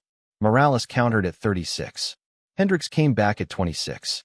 Morales held at 34, citing the administrative failure documentation, the 60-year period during which no government claim had been asserted, and the specific timeline of the 1987 investigation during which the documents could have been recovered and were not because the investigating agencies lacked clearance to look for them. Hendricks listened to each point with the patient attention of someone cataloging arguments for later evaluation. She made a note. She spoke briefly to Reeves in a voice too low to carry across the table. She looked back at Morales. $31 million, she said. That's our final number. The word final in a legal negotiation is a specific kind of word. It means different things depending on where you are in the process and how the other party has been sitting. Hendricks had been sitting straight and still for 40 minutes, and her posture had not changed when she said it. Teresa had been watching her the whole time, and there was something in the quality of the stillness, not the stillness of bluffing, but the stillness of someone who has reached an actual limit, that made her believe the word. She looked at Morales. Morales looked at her, which was also a specific kind of look, the look that says this is your decision and I have told you everything I can tell you. Teresa looked at Hendricks. $31 million for the documents, the gold bullion and the bearer bonds transferred to my account, and the department provides a full accounting of the Holloway repository's history for the public record. Hendricks looked at her for a moment. The accounting you're describing would require declassification of materials related to the Cold War repository program. The program was discontinued in 1961. The Cold War ended 34 years ago. Teresa kept her voice level. The existence of the program should be on the record, not as a condition of my accepting settlement, as a separate request, for the historical record. Hendricks considered this. She looked at Reeves, who had stopped typing. She looked back at Teresa. That's outside my authorization to commit to today. I can take it back to the department. That's fine, Teresa said. On the financial terms, $31 million is acceptable. Morales, beside her, made no sound. But she made a note on her pad, and there was a quality to the note-making that communicated something like satisfaction. Hendricks put out her hand across the table. Teresa shook it. The drive back to Kellerton took 90 minutes, the same road in the opposite direction, the same flat white sky. Teresa drove with both hands on the wheel and the radio off. At some point around the 40-minute mark, she began to understand, in a way she hadn't fully inside the conference room, what had just happened. Not the numbers, which she'd understood intellectually since the appraisal, but the physical fact of it, the weight of a decision made and a door closed and a different door opened. She thought about what she was going to do. She had a list. She'd been making it privately for weeks, since the first appraisal, in the Notes app on her phone, adding items, and revising and removing and adding again. The list existed in two columns, immediate and later. The immediate column was short and specific. The later column was longer and required more thought. Both columns were grounded in the same understanding. The money was real, but it was also an event, a single event that had happened to her life. And events of this kind could be used well or badly, and the difference was usually attention and patience, which were the same things that had gotten her into that basement in the first place. The most immediate: pay the credit card. The emergency advance, the deposits, the electrician, the glass for the window, the generator rental, all of it cleared. The eviction notice was already moot since she'd vacated the duplex, but the arrears she still technically owed to the landlord, 2 months plus late fees, that needed to be closed. Marisol's medical bills, the ER visits, the specialist co-pays, the inhaler prescriptions, all of it paid, and the insurance reinstated on a plan that would not lapse. The Civic, either repaired properly or replaced with something reliable, because a reliable car was not a luxury when you had children and needed to be somewhere in emergencies. The house itself, she had a list for the house that she'd been building since the first walkthrough in February, when she'd noted every issue, every room that needed work. That list was long and ordered by priority. The roof first, then the windows, then the plumbing system, which needed full assessment, then the heating, which the house needed badly, then room by room, the parlor, the dining room, the kitchen, the bedrooms. The turret room last, with the specific curved plaster walls and the pair of windows looking out in 2 directions, because it was last on the sequence but first in a 7-year-old's heart. Then there were the other things. She thought about them on the highway back to Kellerton, the industrial landscape of western Pennsylvania, giving way to the smaller scale of a city that had been declining for 40 years and was still there anyway, still inhabited, still requiring of the people who stayed in it the particular stubbornness of those who choose to remain somewhere when leaving would have been easier. Her mother had stayed. Dana had stayed. Half her family was still within 20 minutes of the house where their grandmother had grown up. Teresa had stayed even after Ray left, even when the math didn't work, even when the logical decision would have been to go somewhere with more opportunities and less history. She thought about that. She pulled into Grayfield Road at 11:45 and sat in the car outside the iron fence the way she always did, looking at the house. It stood in the March light, the same house it had been every other time she'd sat here. The brick was dark and the turret was green, and the porch still needed work, and the front walk was still cracked. Nothing about its exterior had changed. Nothing about the way it occupied the corner of Grayfield Road and the unnamed lane had shifted. It was still the house everyone avoided, the house with the 40-year reputation, the house children dared each other to approach. It was also hers, in a way that no 30-day notice could reach. She called Dana first. Dana was at work, picked up between meetings, and Teresa told her in 2 sentences what the outcome had been. There was a silence on Dana's end that had the quality of a person sitting down. $342 million, Dana said. Approximately. Before taxes and fees. Teresa, I know. 342, Dana. I know. Another silence. What do you need me to do? Nothing right now. Tonight I'm going to the house, and I'm going to sit in the parlor for a while, and then I'm going to tell the kids. She paused. Don't tell Mom yet. I want to tell her myself. Okay.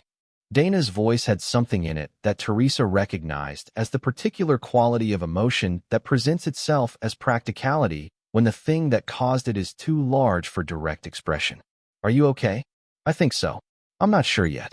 I'll know more when I've had time to sit with it. She told her mother at her mother's house that evening, sitting at the kitchen table that had been in that kitchen since Teresa was 8. Her mother listened to the account of the negotiation with the same focused stillness she brought to everything that mattered. When Teresa finished, her mother was quiet for a longer time than usual. $31 million for the documents, her mother said. And the rest comes separately. Yes. Her mother's hands were folded on the table. She looked at them for a moment. You said you wanted to tell me yourself. Yes. That's because you wanted to see my face. Teresa almost smiled. A little. Her mother looked up. Her expression was not the one Teresa had prepared herself for, not the formal acknowledgement of having been wrong or the careful validation of a decision she'd questioned. It was simpler than that. It was her mother's face, 64 years old and familiar as anything in the world, and it was doing something Teresa had not seen it do in a long time. Yielding. Not to the money. To her daughter. To the recognition of something in her daughter that the money had proved but not created. Come here, her mother said. Teresa got up and went around the table, and her mother held on to her for a moment. The way mothers hold on when they have run out of the language of qualified support and are left with just the physical fact of loving someone. Teresa stood there and let herself be held, which was harder than most things she'd done in the last 6 weeks. After a moment, her mother pulled back and looked at her. "Go get the children," she said. "We're having dinner." She told Caleb and Marisol at the kitchen table at 7 that evening. She had thought about how to do this, because the version of the truth that was appropriate for a 12-year-old and a 7-year-old was not the version that had been negotiated in a Pittsburgh conference room. She needed to give them something true and manageable, something that let them understand what was changing without overwhelming the ordinary texture of their days. She told them that when she'd bought the house, she'd found something important inside it, something that had been hidden there for a very long time, and that belonged to the history of the house and the country. She told them that after working through a legal process with people whose job was to sort out who owned what and what it was worth, the outcome was that their situation had changed. She told them they were going to stay in the house on Grayfield Road and make it their home, and that the things that had been hard for a while were going to be less hard. Caleb looked at her with his careful 12-year-old attention and said, "How much less hard?" She looked at him. "A lot less hard." He processed this. "Marisol can have her room in the tower thing?" "The turret, yes." "Good. I want the one at the back with the window that looks at the tree." Marisol, who had been listening with the intense focus of a child who understands that something important is happening even when she can't fully follow the content, looked at her mother and said, "Can we get a dog?" The community didn't learn the details in a single moment. That was not how these things happened in a city of this size. The information moved through social and professional networks over the course of the following 2 weeks, arriving to different people in different forms, the number changing slightly in each transmission the way numbers do when they travel through human networks unanchored from their source. Some people heard hundreds of millions.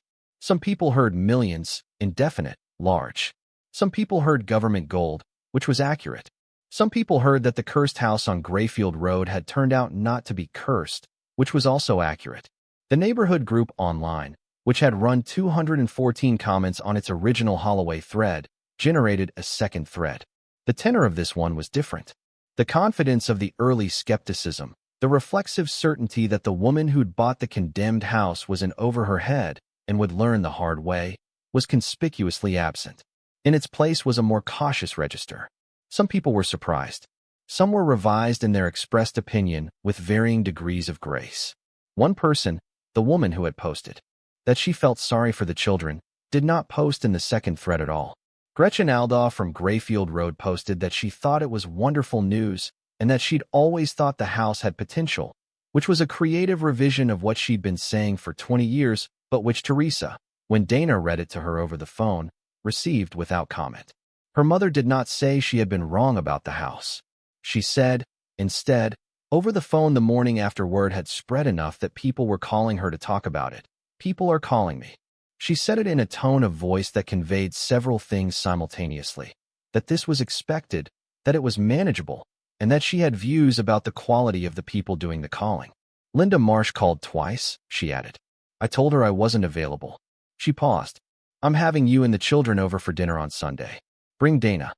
The legal process of transferring the gold and bonds to Teresa's control took 6 weeks. It was not a simple transfer, because nothing about $311 million in physical gold and classified financial instruments is simple. There were federal oversight requirements, documentation protocols, and the involvement of a financial institution with appropriate clearance for handling assets of this type. Morales managed the process. A financial advisor named Patricia Osei, whose firm handled high-value estate and discovery cases, came on board to manage what came after. Teresa met with Osei twice before the transfer completed. Osei was direct and unsentimental in the specific way of someone who deals with large sums frequently enough that the number itself has ceased to carry emotional weight, while the decisions made with it have not. She asked Teresa about the list, which Teresa showed her. Osei looked at it for a long time. "This is a good list," she said. "It's specific and it's ordered by priority, and it's not self-indulgent." She looked at the later column. "Tell me about these." Teresa told her. The later column had been growing since she'd first started making it, and it had a shape now, a coherent shape. The Holloway house restored and maintained as a genuine home. A college fund for Caleb and Marisol that covered everything, not just tuition but the actual cost of attending school without financial anxiety. A medical fund for Marisol specifically, because asthma in childhood was manageable but required consistent access to care and medication in a housing environment without the triggers that rented properties often contained and that she could now control. Her mother's house, whatever it needed, roof, plumbing, whatever deferred maintenance had accumulated over 9 years of widowhood. Dana's loans, which Teresa knew were larger than Dana usually said, because Dana had been covering for Teresa's gaps for 3 years without keeping a ledger, and it was time for that to work the other way. Then, beyond the family, Kellerton had needs. This was not a revelation. Every mid-sized American city that had lost its industrial base had needs that outpaced its tax revenue. Teresa had been living inside those needs for her entire adult life. She knew what they looked like from the inside. The school that couldn't fund after-school programs, the food bank that ran short in February, the community health clinic whose hours had been cut by a third since its grant funding ran out. She wasn't interested in grand gestures. She was interested in what a specific amount of money, applied to specific problems, could accomplish over a sustained period. She'd been thinking about this in the Notes app too. The column was long. Osei listened to all of it. When Teresa finished, she looked at her for a moment. The community component, she said. That's not typical. It's not charity, Teresa said. I grew up here. I raised my kids here. I stayed here when it would have been easier to leave. I bought a house here because there was nowhere else to go. She paused. Whatever the house gave me came from this place. That seems relevant. Osei wrote something. We'll set up a foundation structure. It lets you do it sustainably and properly rather than through a series of one-off gifts that are hard to track and harder to manage. She looked at the list again. This is going to take some time to structure correctly. I have time now, Teresa said. The gold transfer completed on a Tuesday in late April. The ceremony of it, if ceremony was the right word, was entirely administrative. Documents signed, accounts established, the legal and financial architecture constructed over 6 weeks clicking into place. There was no physical moment of receiving the gold, no room full of cases like the basement on Grayfield Road. The gold had gone to a federal depository when the appraisal team removed it. Its value now existed in accounts and instruments that Osei managed. This was how enormous amounts of money moved, not as objects, but as numbers, abstract and total and completely real. Teresa was at the Holloway house when Morales called to confirm it was complete. She was in the kitchen, where a contractor crew had been working for a week on the plumbing assessment. The kitchen smelled like copper pipe and cold air from the open wall sections. She stood in the middle of it and listened to Morales confirm the numbers and took a breath. What happens next? She said. On the legal side, nothing. It's done. Morales paused. On every other side, I imagine quite a lot. The contractors working on the house over the following months came to know Teresa as someone who was present, specific, and patient in the way of someone who understood what they were working toward and was not in a hurry to cut corners.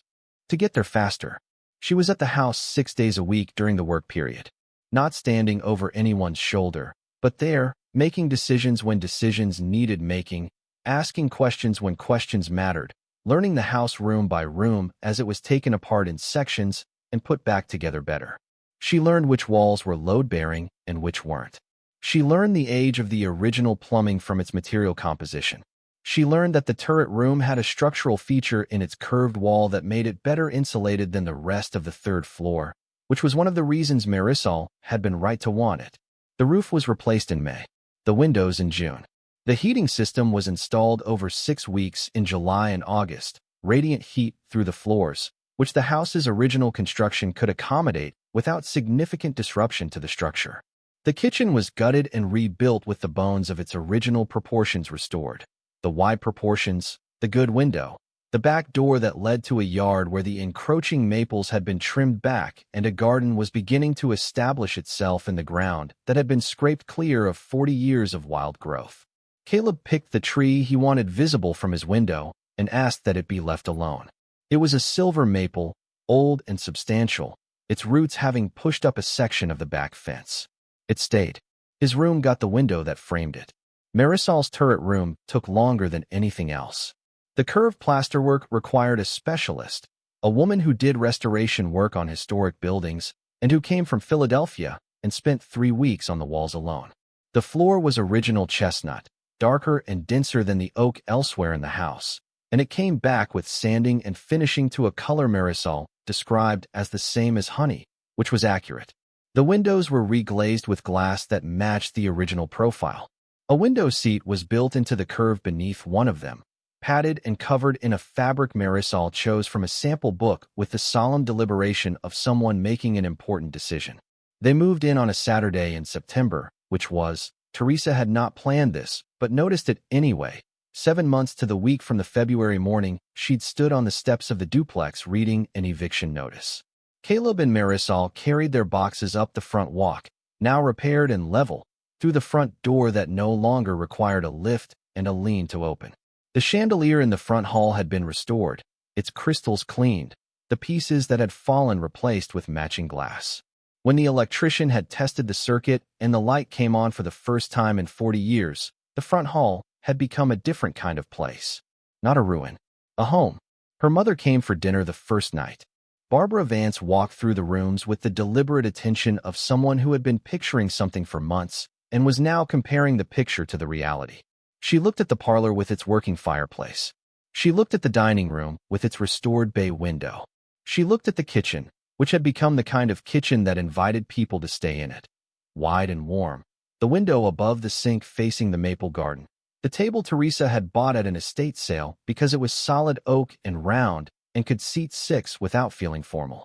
She looked at all of it in sequence, touching things occasionally, the way people touch surfaces when they're confirming that something real is real. Marisol took her grandmother up to the turret room. Teresa stood at the bottom of the stairs and listened to her daughter's voice explaining the window seat and the view, the 2 directions visible from the 2 windows, the way the floor was the color of honey.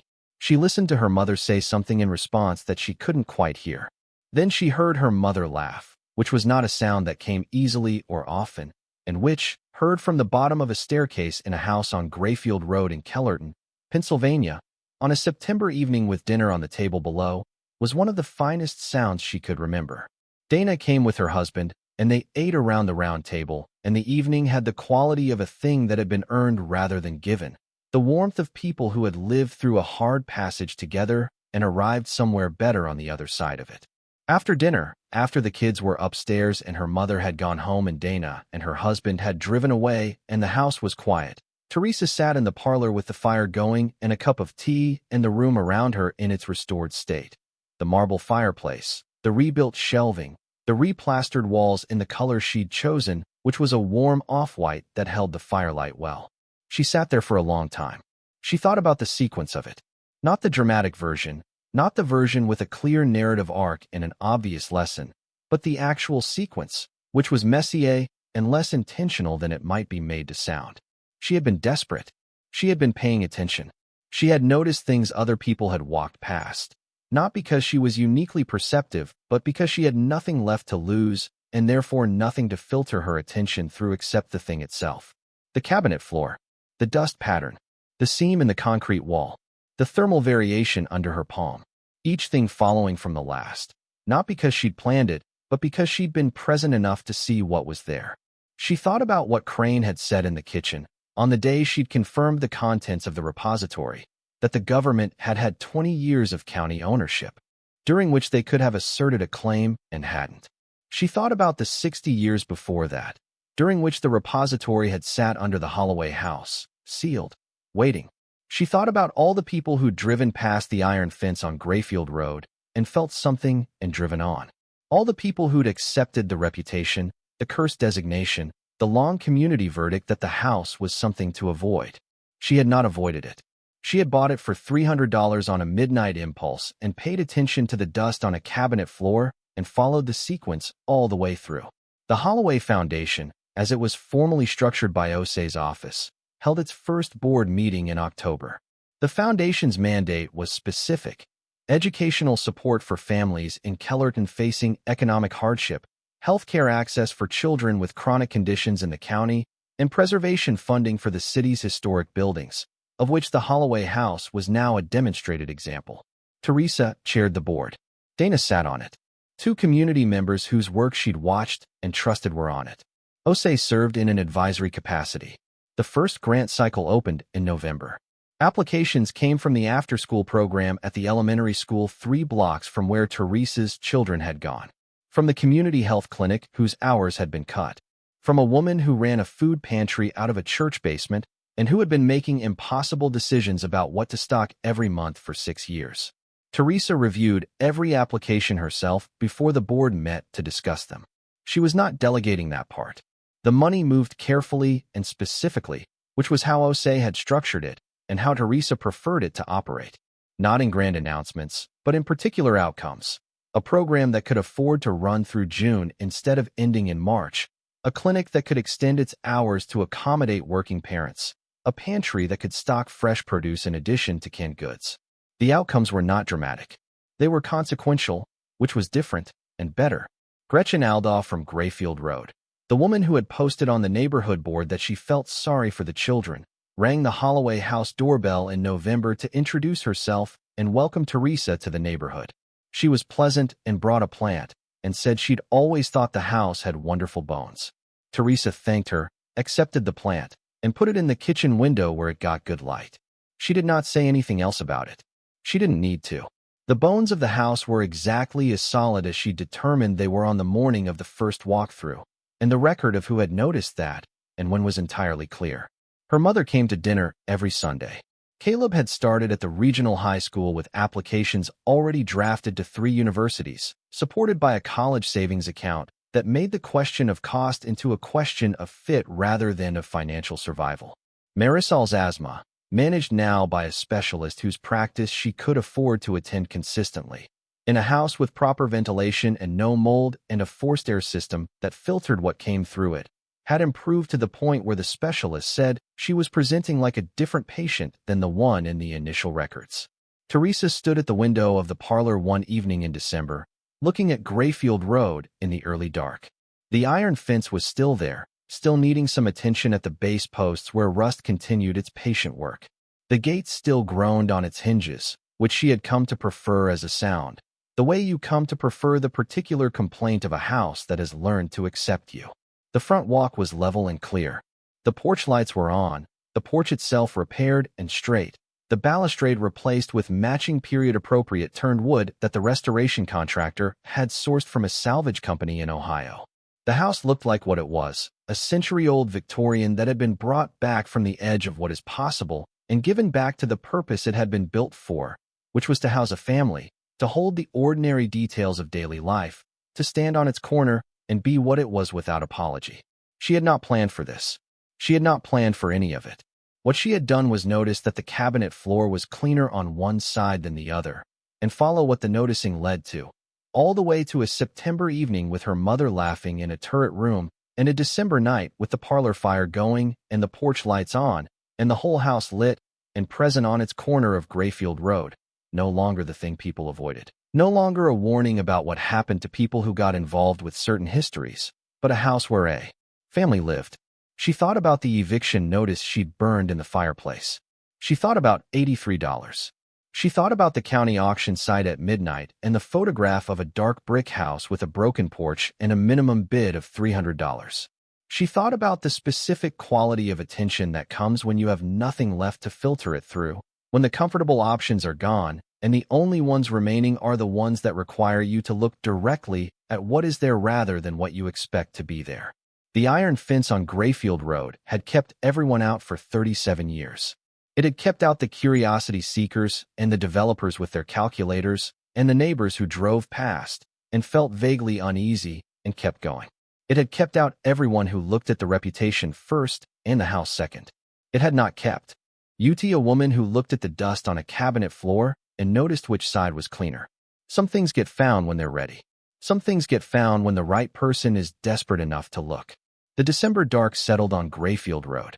Inside the parlor, the fire held its warmth against the winter, and upstairs in the turret room, a 7-year-old girl sat in her window seat looking out at the 2 directions the windows showed, at the street going one way and the street going another, at the neighborhood in which she was growing up, at the city she would come to know as the city where she was from.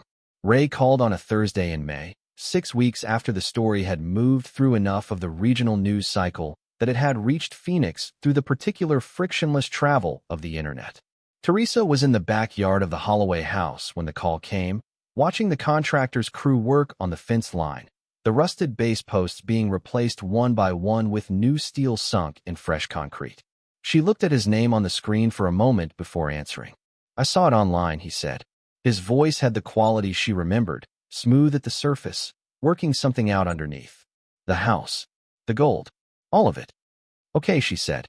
"Teresa." A pause. "I don't know what to say." "You don't have to say anything." "I feel like I should." Another pause, longer. "I left at the worst possible time." She watched one of the contractors lever a rusted post out of the ground, the concrete plug at its base coming up with it, trailing dark earth. "You left when you left. The timing was what it was. You did this alone. I had help." She thought about Dana and Morales and Pritchard, and the neighbor who'd lent her the cold chisel without asking why she needed it, and the contractor Marcus who'd shown up one Saturday and worked without questions, and her mother making pot roast on a Sunday evening. "I wasn't alone. I mean without me."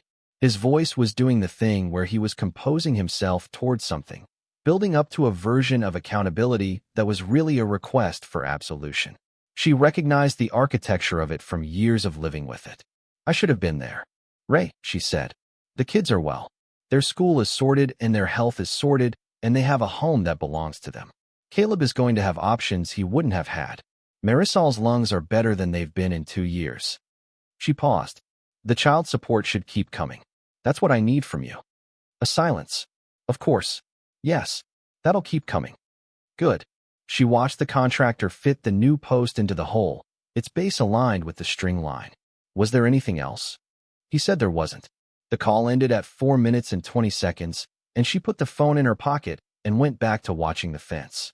She did not spend a long time thinking about Ray.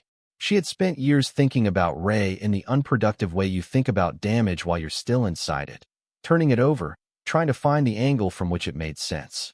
That period had ended some time ago. What she felt now when she thought about him, which was rarely, was less like a wound and more like scar tissue. Present, sometimes noticeable, but not tender. Healed enough to be useful. What she did think about, in the weeks after the legal process resolved, was how to tell Caleb the full truth. Not the version calibrated for a 12-year-old managing a transition, but the complete account. The specific numbers, the government negotiation, the reason the room had been sealed, and why the FBI in 1987 hadn't found it. She'd been waiting for the right moment, which she understood was a way of waiting for courage, since there was no specifically right moment for telling your child something this large. She chose a Saturday in June. They were in the backyard, Caleb doing the thing he did on weekends, which was sitting in the crook of the old maple with a book, which was his form of claiming his space. She brought 2 glasses of lemonade and sat in the garden chair she'd put under the tree and said his name. He came down from the tree with the ease of someone who'd been climbing it since September, as though he'd always lived here, took the lemonade, sat in the grass. She told him the complete version. The inventory document, the 1952 date, the Cold War repository program. The administrative failure that had lost the Holloway repository in a bureaucratic reorganization.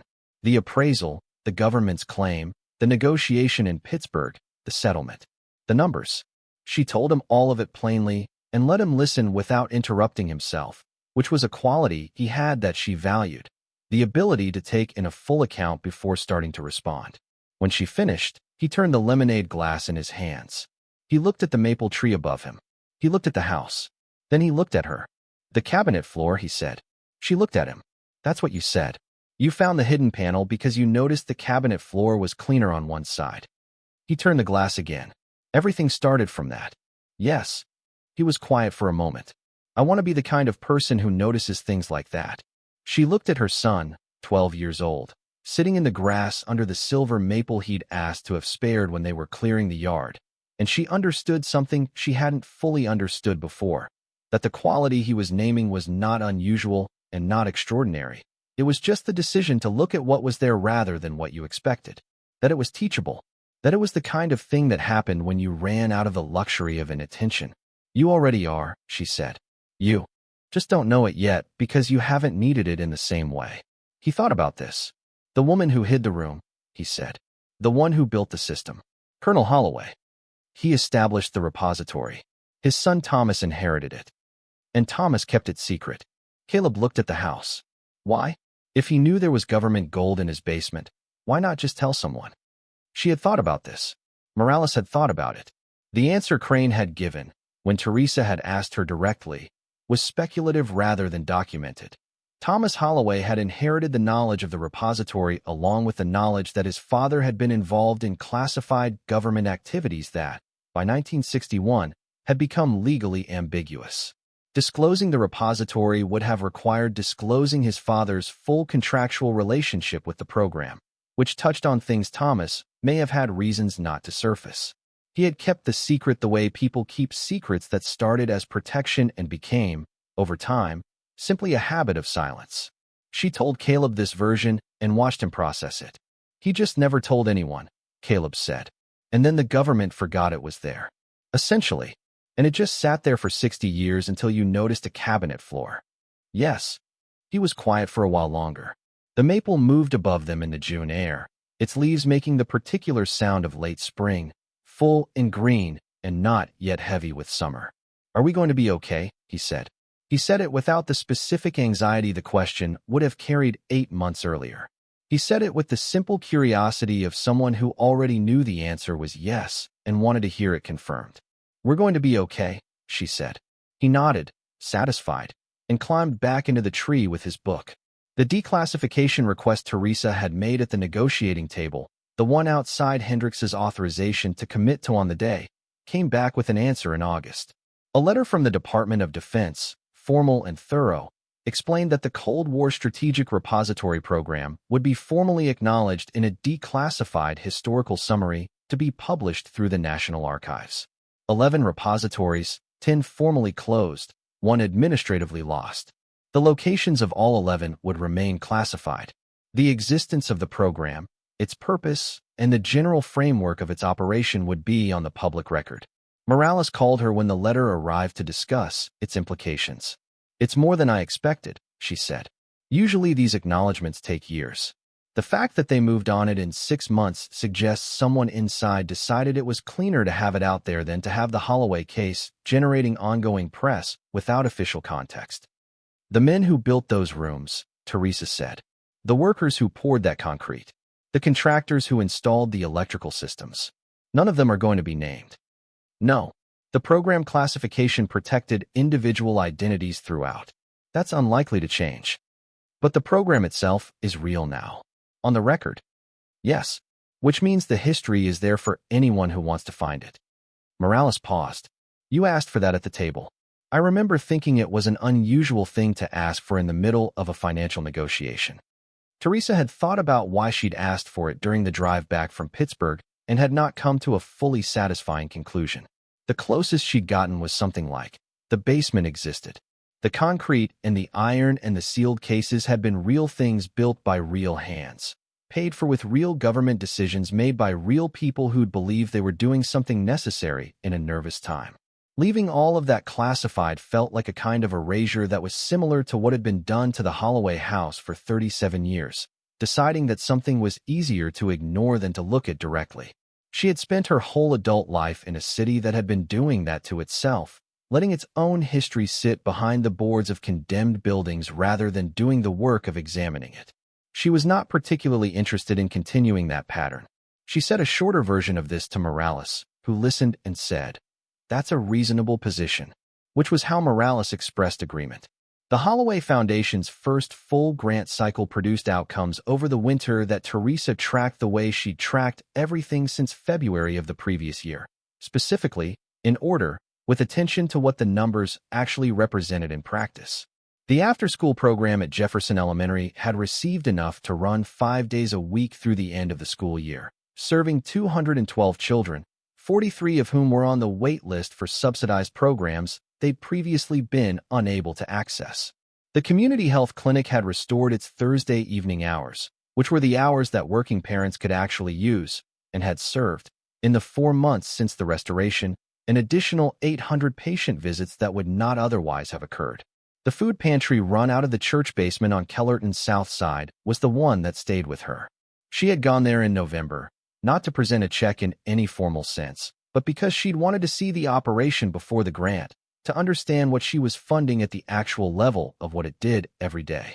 The woman who ran it was named Corinne Bates, who was 61 years old and had been doing this work for 14 years on a combination of donations and sheer determination that had the quality, in Teresa's assessment, of a person who had long since stopped expecting the math to add up and had decided to do the work anyway.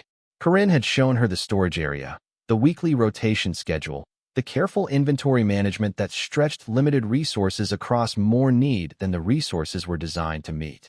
She had shown her the fresh produce section, which was a shelf and a half of whatever could be obtained at the end of the week from the grocery donation program. The grant to the pantry had funded refrigeration equipment that expanded the fresh produce capacity by 300%, a delivery vehicle to extend the distribution range into the 3 zip codes that had no access to the pantry's walk-in hours, and 6 months of operating expenses that freed Corinne from the particular anxiety of running a program that was always 3 weeks from closure. Teresa had gone back in January. The refrigeration unit was running. The produce section filled 2 full shelving units. A volunteer was sorting donations near the new delivery van parked in the alley at the back. Corinne was at the intake desk making notes in a ledger with the same focused concentration she'd brought to the November visit, doing exactly what she'd been doing for 14 years, except that now the margin she was working within was not survival, but sustainability. She looked up when Teresa came in. She did not perform gratitude, which Teresa had been prepared to be uncomfortable about. She just looked at her and said, 14 people this week got vegetables they couldn't have gotten last month. She looked back at her ledger. That's what it means. Teresa had stood in the pantry doorway for a moment, thinking about specificity, about how 14 people getting vegetables they couldn't have gotten last month was a more honest accounting of what money could do than any number said aloud in a conference room, and how the honest accounting was the only kind that meant anything over time. The house in winter was different from the house in every other season. She had learned this over the months since they'd moved in. The way the Victorian brick held cold differently than modern construction. The way certain rooms warmed faster than others depending on their orientation. The way the heating system ran almost silently and produced the particular even warmth of radiant heat, which was a warmth that didn't announce itself but was simply present when you walked into a room. In winter the house was most itself, the external noise of the street reduced, the interior sounds amplified in the way that insulated spaces amplified them. Caleb's music through a closed door, Marisol reading aloud to herself in the turret room, her mother's voice from the kitchen on Sunday afternoons. She had developed a habit, which she did not name or make significant, but which was simply a thing she did, of walking through the house at night after the children were asleep. Not inspecting, not checking anything in particular, just moving through the rooms in the dark, the only light what came from the street through the restored windows, enough to navigate by. The parlor, the dining room, the kitchen, the back door to the yard.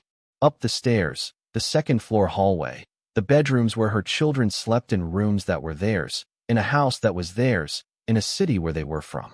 Up the second staircase to the third floor. To the turret room where Marisol slept in her window seat bed that could not actually be slept in because it was a window seat and not a bed, but which Marisol had arranged with sufficient blankets and conviction that the line between the two had blurred considerably. She stood in the doorway of the turret room on a night in December, the 2nd December since everything had changed, and looked at her daughter asleep in the curved room with its honey-colored floor and its 2 windows showing 2 directions of Grayfield Road in the winter dark. She stood there for a while. She was not thinking about the basement or the gold or the negotiation or the foundation or Ray or any of the large things. She was thinking about how the room looked, this specific room that a 7-year-old had identified on a cold Saturday with the certainty of someone who knew what she wanted. She was thinking about how the restoration contractor had spent 3 weeks on the curved plaster walls alone, matching the original profile, filling the cracks, applying the finish in 3 separate coats. She was thinking about how the floor had come back from the sanding with a color that was exactly what it was supposed to be, as though it had been waiting under the grime and the years for someone to look at it properly. She was thinking about attention, about what it produced when you applied it to things other people had decided were not worth the trouble. The plaster walls, the honey floor, the window seat with its accumulated blankets and the small person asleep inside them, one hand visible above the edge, curved slightly, relaxed in the way children's hands were relaxed in deep sleep. She went back downstairs. She made tea in the kitchen where the window above the sink showed the backyard and the maple and the fence line with its new posts sunk in fresh concrete. She sat at the round table and held the cup and listened to the house around her, which was the sound of a very old building that had been given back something it had lost and was not complaining about having it. Outside on Grayfield Road, the iron gate held its place in the dark, its old grown quieter now since someone had oiled the hinges, which perhaps was a small loss, since the sound had become a thing she associated with arriving home. The street was empty at this hour. The neighborhood slept. The iron fence ran along the property line the way it had run. Along it for 100 years, kept out everyone it kept out, let in everything it let in. She drank her tea. The house was warm and quiet in hers. The night outside was cold and still and would be light again in the morning. This was enough. This was, in the only accounting that mattered, everything. Thank you so much for watching until the end. If you love this story, check out the other videos on your screen now. I think you'll really enjoy them. And don't forget to subscribe if you haven't already. See you in the next story.